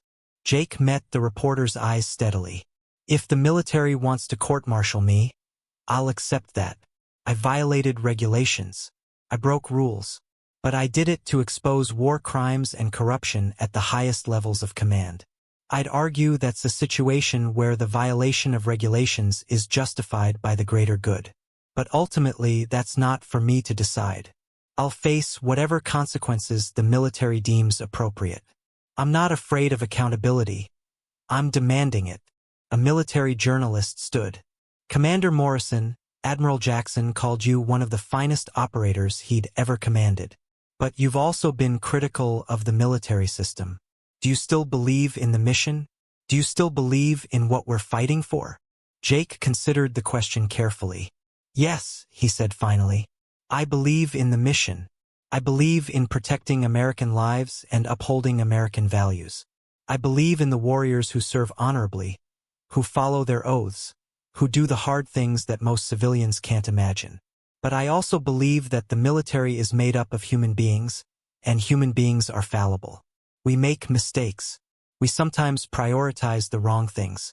And when that happens, we need people willing to speak up, even when it's difficult, even when it costs them everything. Jake paused. The military isn't perfect. No institution is, but it can be better, should be better. And making it better requires warriors who are brave enough to fight not just external enemies, but internal corruption. That's what I've tried to do. That's what I'll keep trying to do, for as long as I have breath. For 2 hours, Jake answered questions. About Operation Silent Thunder. About his 18 months underground. About the evidence he'd collected. About his hopes for military reform. About the other survivors from his team. About Robert Martinez and the homeless veterans he'd met on the streets. He was honest, direct, unflinching. He didn't hide from difficult questions or try to spin the narrative.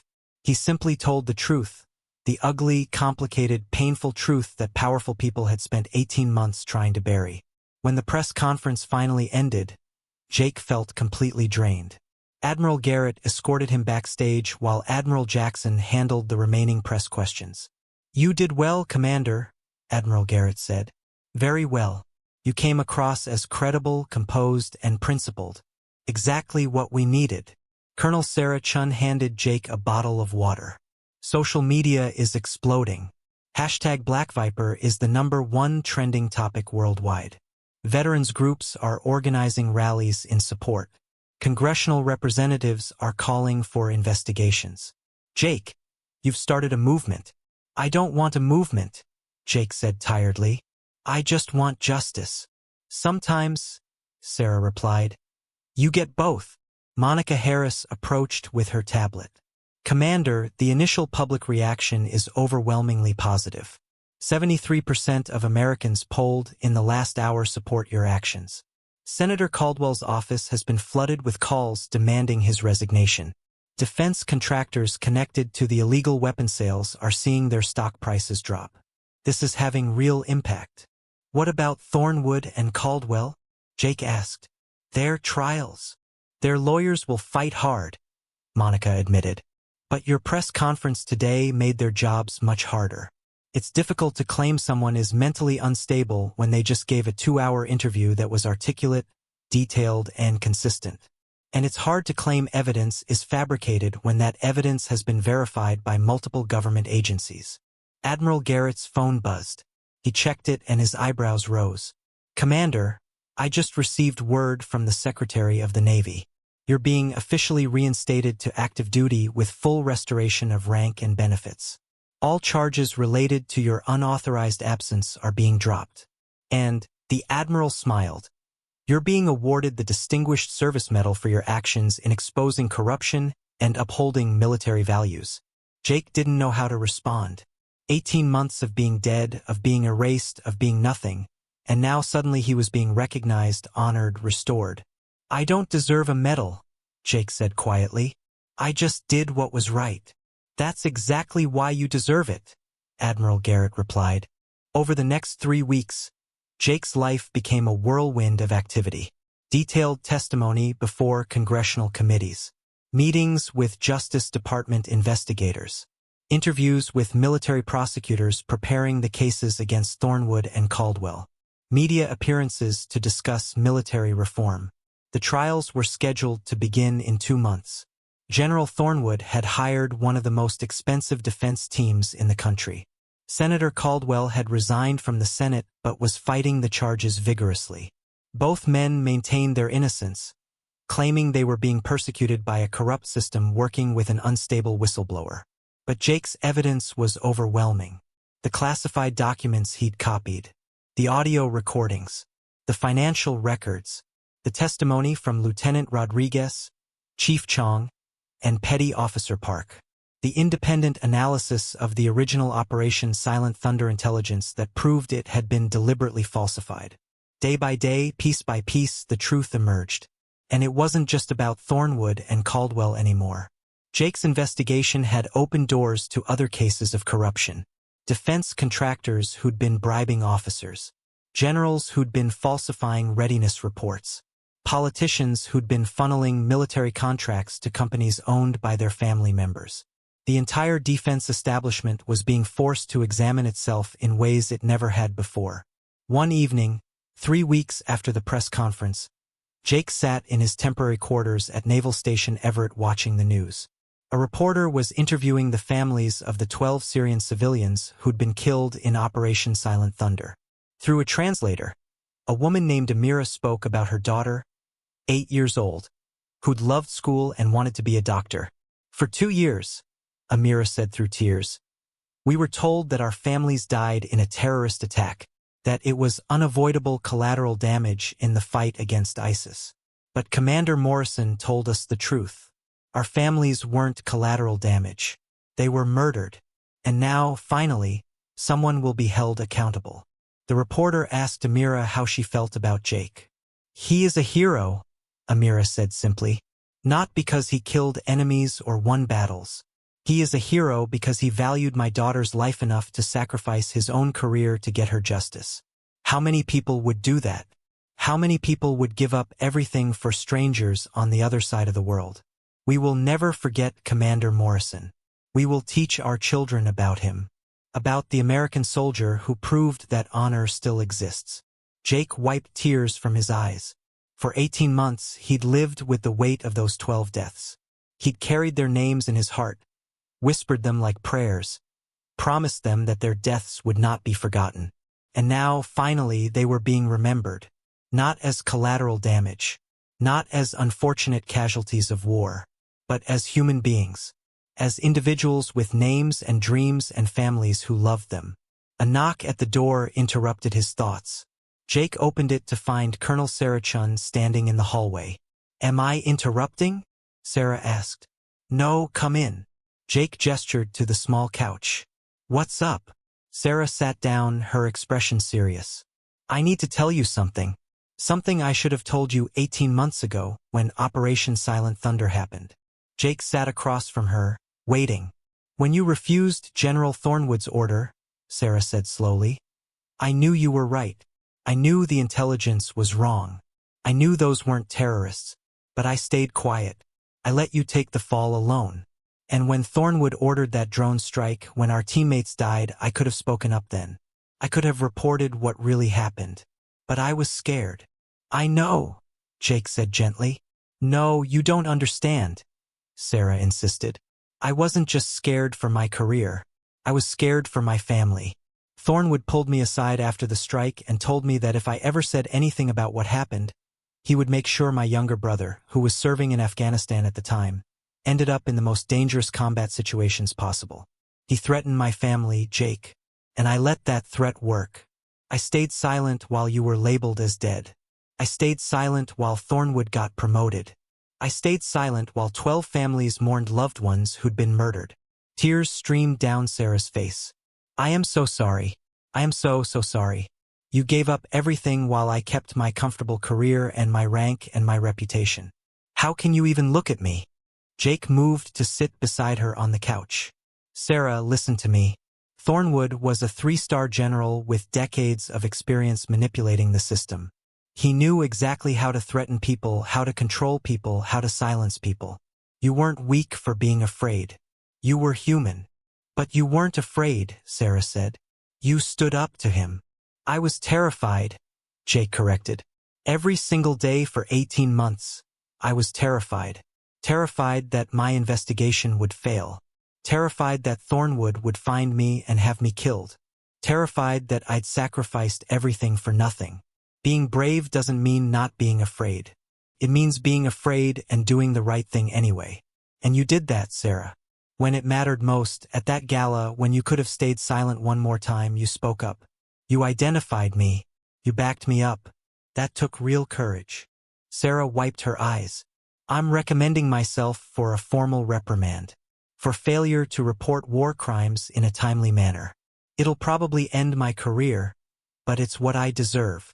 Don't do that, Jake said firmly. We need good officers like you. Officers who've learned from mistakes, who understand how the system can be corrupted, who are committed to doing better. Your career isn't over, Sarah. It's just beginning. You can be part of making sure this never happens again. Sarah looked at him with red, swollen eyes. How are you so understanding? After everything I let happen to you. Because I learned something important during my 18 months on the streets, Jake replied. I learned that most people aren't purely good or purely evil. Most people are just trying to survive, trying to protect the people they love, trying to do their best in impossible situations. Yes, you made a mistake by staying silent. But you also made a choice to speak up when it counted. That's what matters. That's what I'll remember. Sarah hugged him tightly. Thank you. For everything. For your courage. For your integrity. For showing all of us what it really means to be a warrior. After Sarah left, Jake sat alone with his thoughts. Tomorrow he had another round of congressional testimony. Next week he was scheduled to meet with the families of his 3 teammates who died in the drone strike. The month after that, the trials would begin. But tonight, he allowed himself a moment of peace. He pulled out his phone and composed a text message to Lieutenant Rodriguez, Chief Chong, and Petty Officer Park. Thank you for standing with me, for risking everything to help gather evidence, for being brave when the system demanded silence. We did it. Justice is coming. Our teammates didn't die for nothing. Within minutes, responses came back. Rodriguez. Never doubted you for a second, Commander. Black Viper always completes the mission. Chong. My kids asked me today if I was a hero. I told them no. Their hero is Commander Morrison. Thank you for giving me the courage to tell the truth. Park. Still can't believe we pulled it off. You turned us all into whistleblowers. No regrets. Would do it again in a heartbeat. Jake smiled, feeling a warmth in his chest that had been absent for 18 months. He wasn't alone anymore. He had his team back. He had his identity back. He had his purpose back. The next morning, Jake woke early and went for a run around the naval base. The sun was just rising, painting the sky in shades of orange and pink. His legs moved in familiar rhythm, his breathing steady, his mind clear. As he ran, he thought about all the people who'd helped him along the way. The homeless veterans who'd shared food and shelter when he had nothing. The coffee shop owner, Martha, who'd always been kind even when she thought he was just another broken soldier. The Inspector General investigator who'd believed his story when everyone else dismissed it. Colonel Chun, who'd found her courage at the crucial moment. Admiral Jackson, who'd defended him publicly when it would have been easier to stay silent. And Robert Martinez, the homeless Marine whose death had given Jake the cover he needed to go underground. Jake had made arrangements. Robert would be buried with full military honors next month. His name would be engraved on the memorial wall at the VA cemetery. His service would be remembered. Jake's phone buzzed with an incoming call. The screen showed unknown number. He almost didn't answer, but something made him accept the call. Commander Morrison? A woman's voice, unfamiliar. Speaking. My name is Jennifer Coleman. I'm a producer for 60 Minutes. We'd like to do an extended interview with you about Operation Silent Thunder, your time homeless, and the broader issues of military accountability. Would you be interested? Jake hesitated. He'd done countless interviews already. Part of him wanted to step back, to retreat from the spotlight, to just live quietly while the trials moved forward. But then he remembered Amira, the Syrian mother who'd lost her daughter. He remembered the veterans he'd met on the streets. He remembered the 12 people who died because powerful people valued their careers more than innocent lives. "Yes," Jake said. "I'm interested. When did you want to schedule it?" Over the next hour, Jake arranged the interview. Then he returned to his quarters, showered, and put on his dress uniform. Today was the day he'd been dreading. Meeting with the families of Lieutenant Richards, Petty Officer Lopez, and Chief Daniels. The 3 service members who died in the drone strike that was meant to cover up General Thornwood's war crime. Admiral Garrett accompanied Jake to a private conference room where the families waited. Jake's heart pounded as he entered.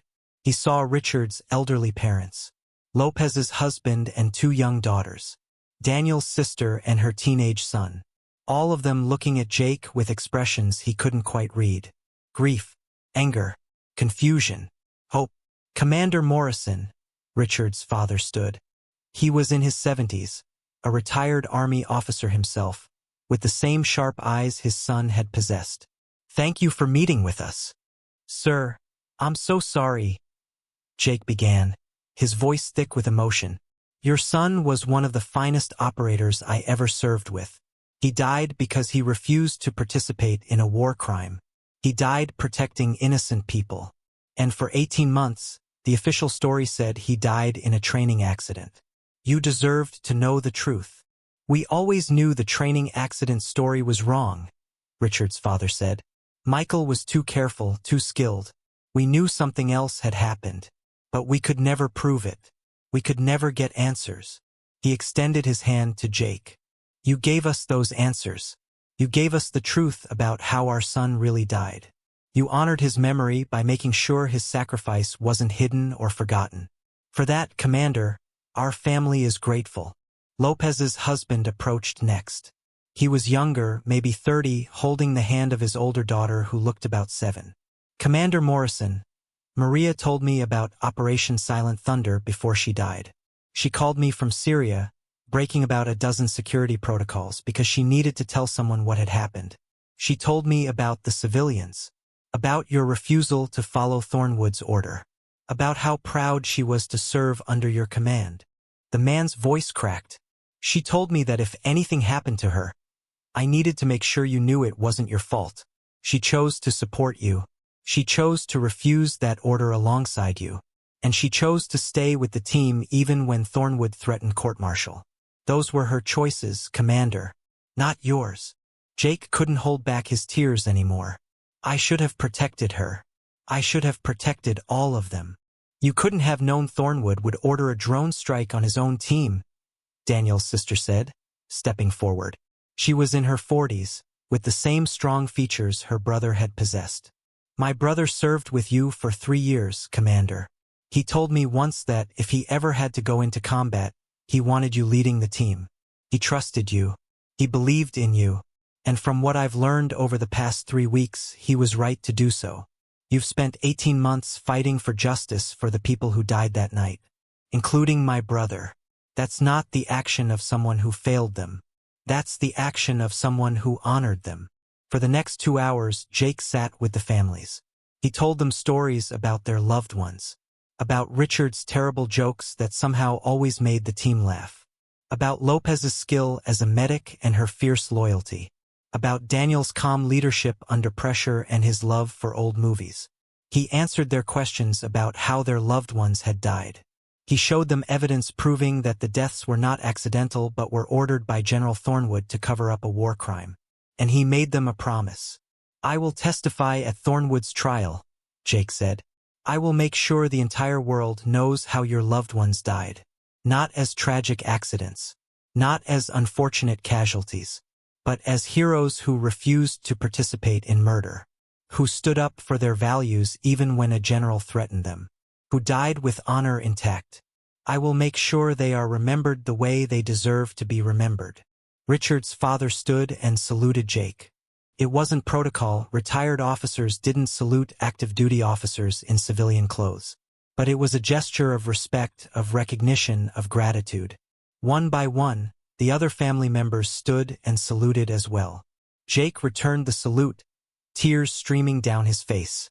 2 months later, the courtroom was packed, every seat filled, cameras positioned to capture every moment of what had become the most watched military trial in American history.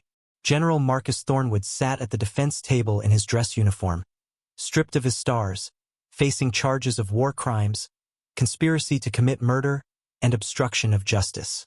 Jake sat in the witness box, his hand still resting on the Bible after being sworn in. The lead prosecutor, a Navy captain named Williams, approached. "Commander Morrison, please tell the court what happened on the night of Operation Silent Thunder." For 3 hours, Jake testified. He walked the jury through every detail: the mission briefing, the questionable intelligence, the arrival at the target compound, the realization that the targets were civilians, his refusal to follow General Thornwood's order to engage, the general's threats, the drone strike that followed, the deaths of 12 innocent people and 3 members of his team.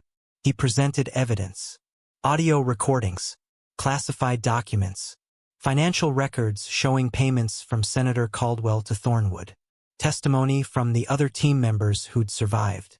General Thornwood's defense attorney tried to shake Jake's testimony, tried to paint him as mentally unstable, tried to suggest his evidence was fabricated, tried to claim that the civilians who died were actually terrorists using human shields.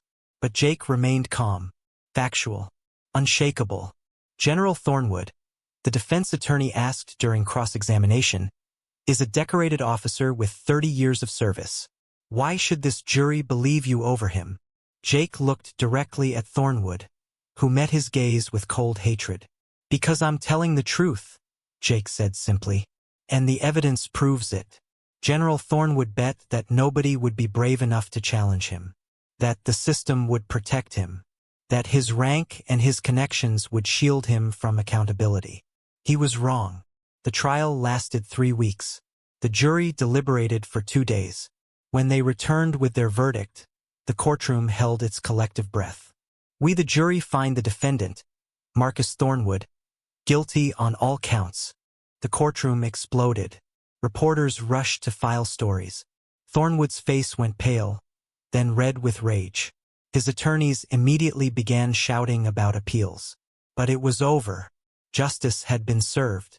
Senator Caldwell's trial followed 2 weeks later. Same outcome: guilty on all counts. Both men were sentenced to decades in federal prison. Their careers were destroyed. Their legacies were ruined.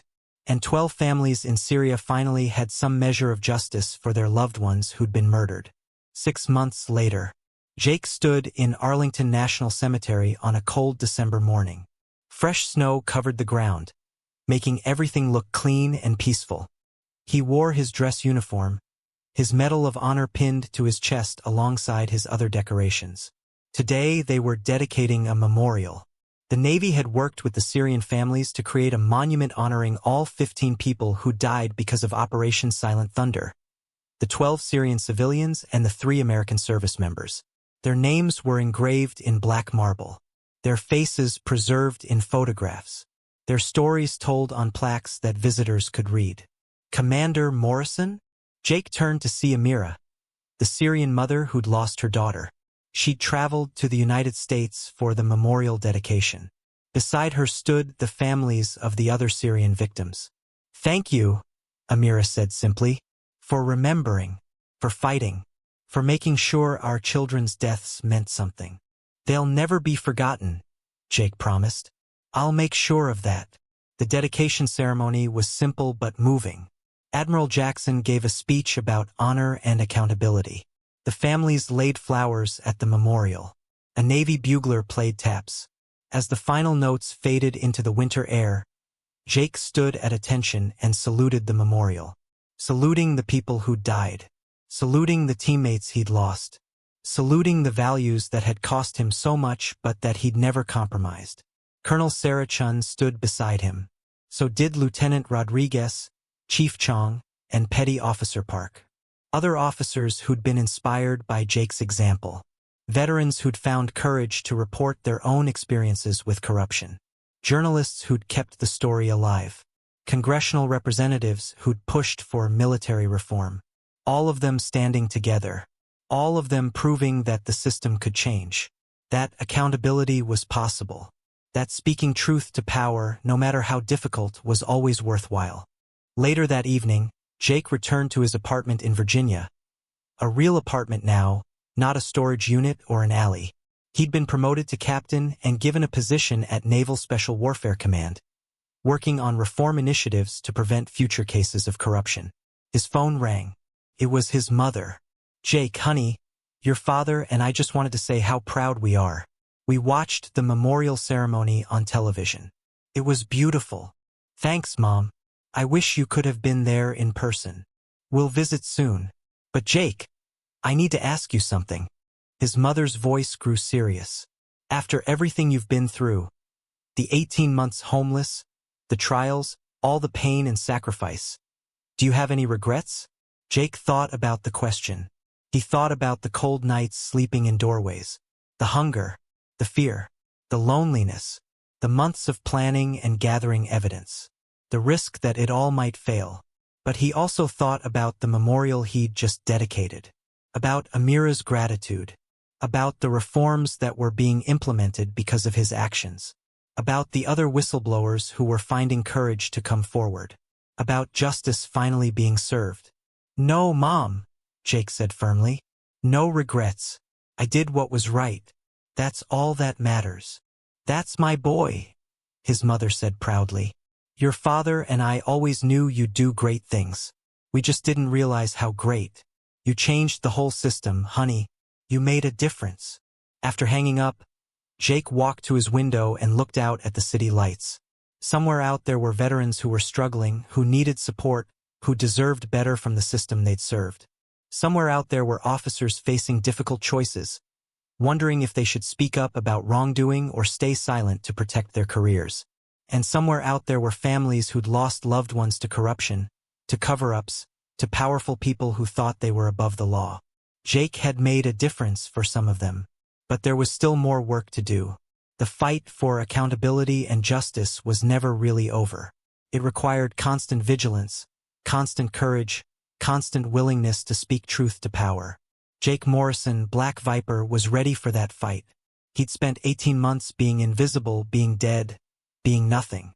Now he was visible, alive, someone who mattered, and he was just getting started. Epilogue. 3 years after the trials, Jake stood at a podium in the Pentagon, addressing a room full of young officers attending a mandatory ethics training.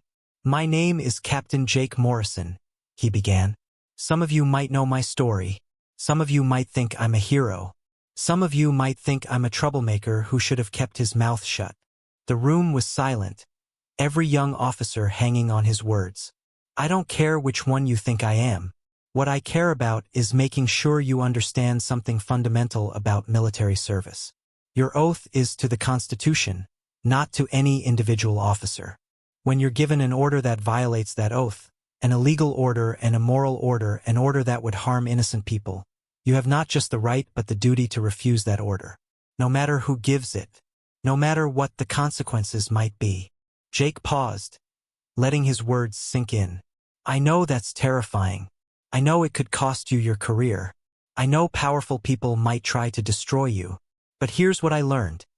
Your career isn't worth more than your integrity.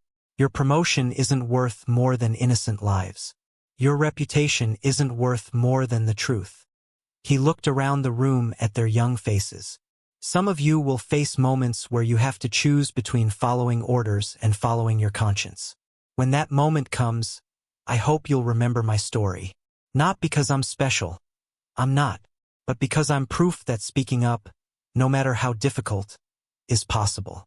That accountability, no matter how powerful the opposition, is achievable. That justice, no matter how long delayed, can still prevail." Jake smiled slightly. "And if you ever find yourself in that situation, if you ever need to blow the whistle on corruption or wrongdoing, know that you're not alone. There are people who will support you, organizations that will protect you, laws that will defend you, and officers like me who will stand beside you. After the presentation, several young officers approached Jake with questions.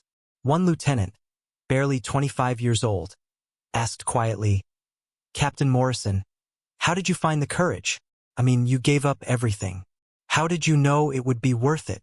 Jake considered the question carefully. "I didn't know," he admitted. "I had no guarantee that my investigation would succeed. No guarantee that anyone would believe me. No guarantee that justice would be served. All I had was the certainty that staying silent was wrong, that letting war crimes be covered up was unacceptable, that protecting my career while innocent people's deaths were erased from history was something I couldn't live with." He placed a hand on the young lieutenant's shoulder. "Courage isn't about knowing everything will work out. It's about doing what's right even when you don't know if it will work out. That's the only kind of courage that really matters." As Jake left the Pentagon that evening, his phone buzzed with a text from Colonel Sarah Chun, who'd been promoted again and was now commanding her own SEAL team. "Just finished my own ethics briefing. Told them about Operation Silent Thunder, about my failure to speak up, about learning from you that it's never too late to do the right thing. The next generation is listening, Jake. You changed everything." Jake smiled and texted back, "We changed everything. Together. That's how it always works." He walked to his car, the late afternoon sun casting long shadows across the Pentagon parking lot. Somewhere in the distance, a flag snapped in the wind, the sound of military personnel going about their duties, the rhythm of service that had defined Jake's entire adult life. He'd given up so much, sacrificed so much, endured so much. But as he drove home to his family, he'd gotten married a year ago to a trauma surgeon he'd met at a veteran support group. Jake felt at peace, because 18 months of being Black Viper the Ghost had led to a lifetime of being Jake Morrison the catalyst for change. And that, he thought, was worth everything. The end. Subscribe to this channel to support our growth. Thank you for following Black Viper's incredible journey from the shadows to justice. If this story inspired you, please share it with others and let us know in the comments what you thought. Your support helps us create more powerful stories like this one.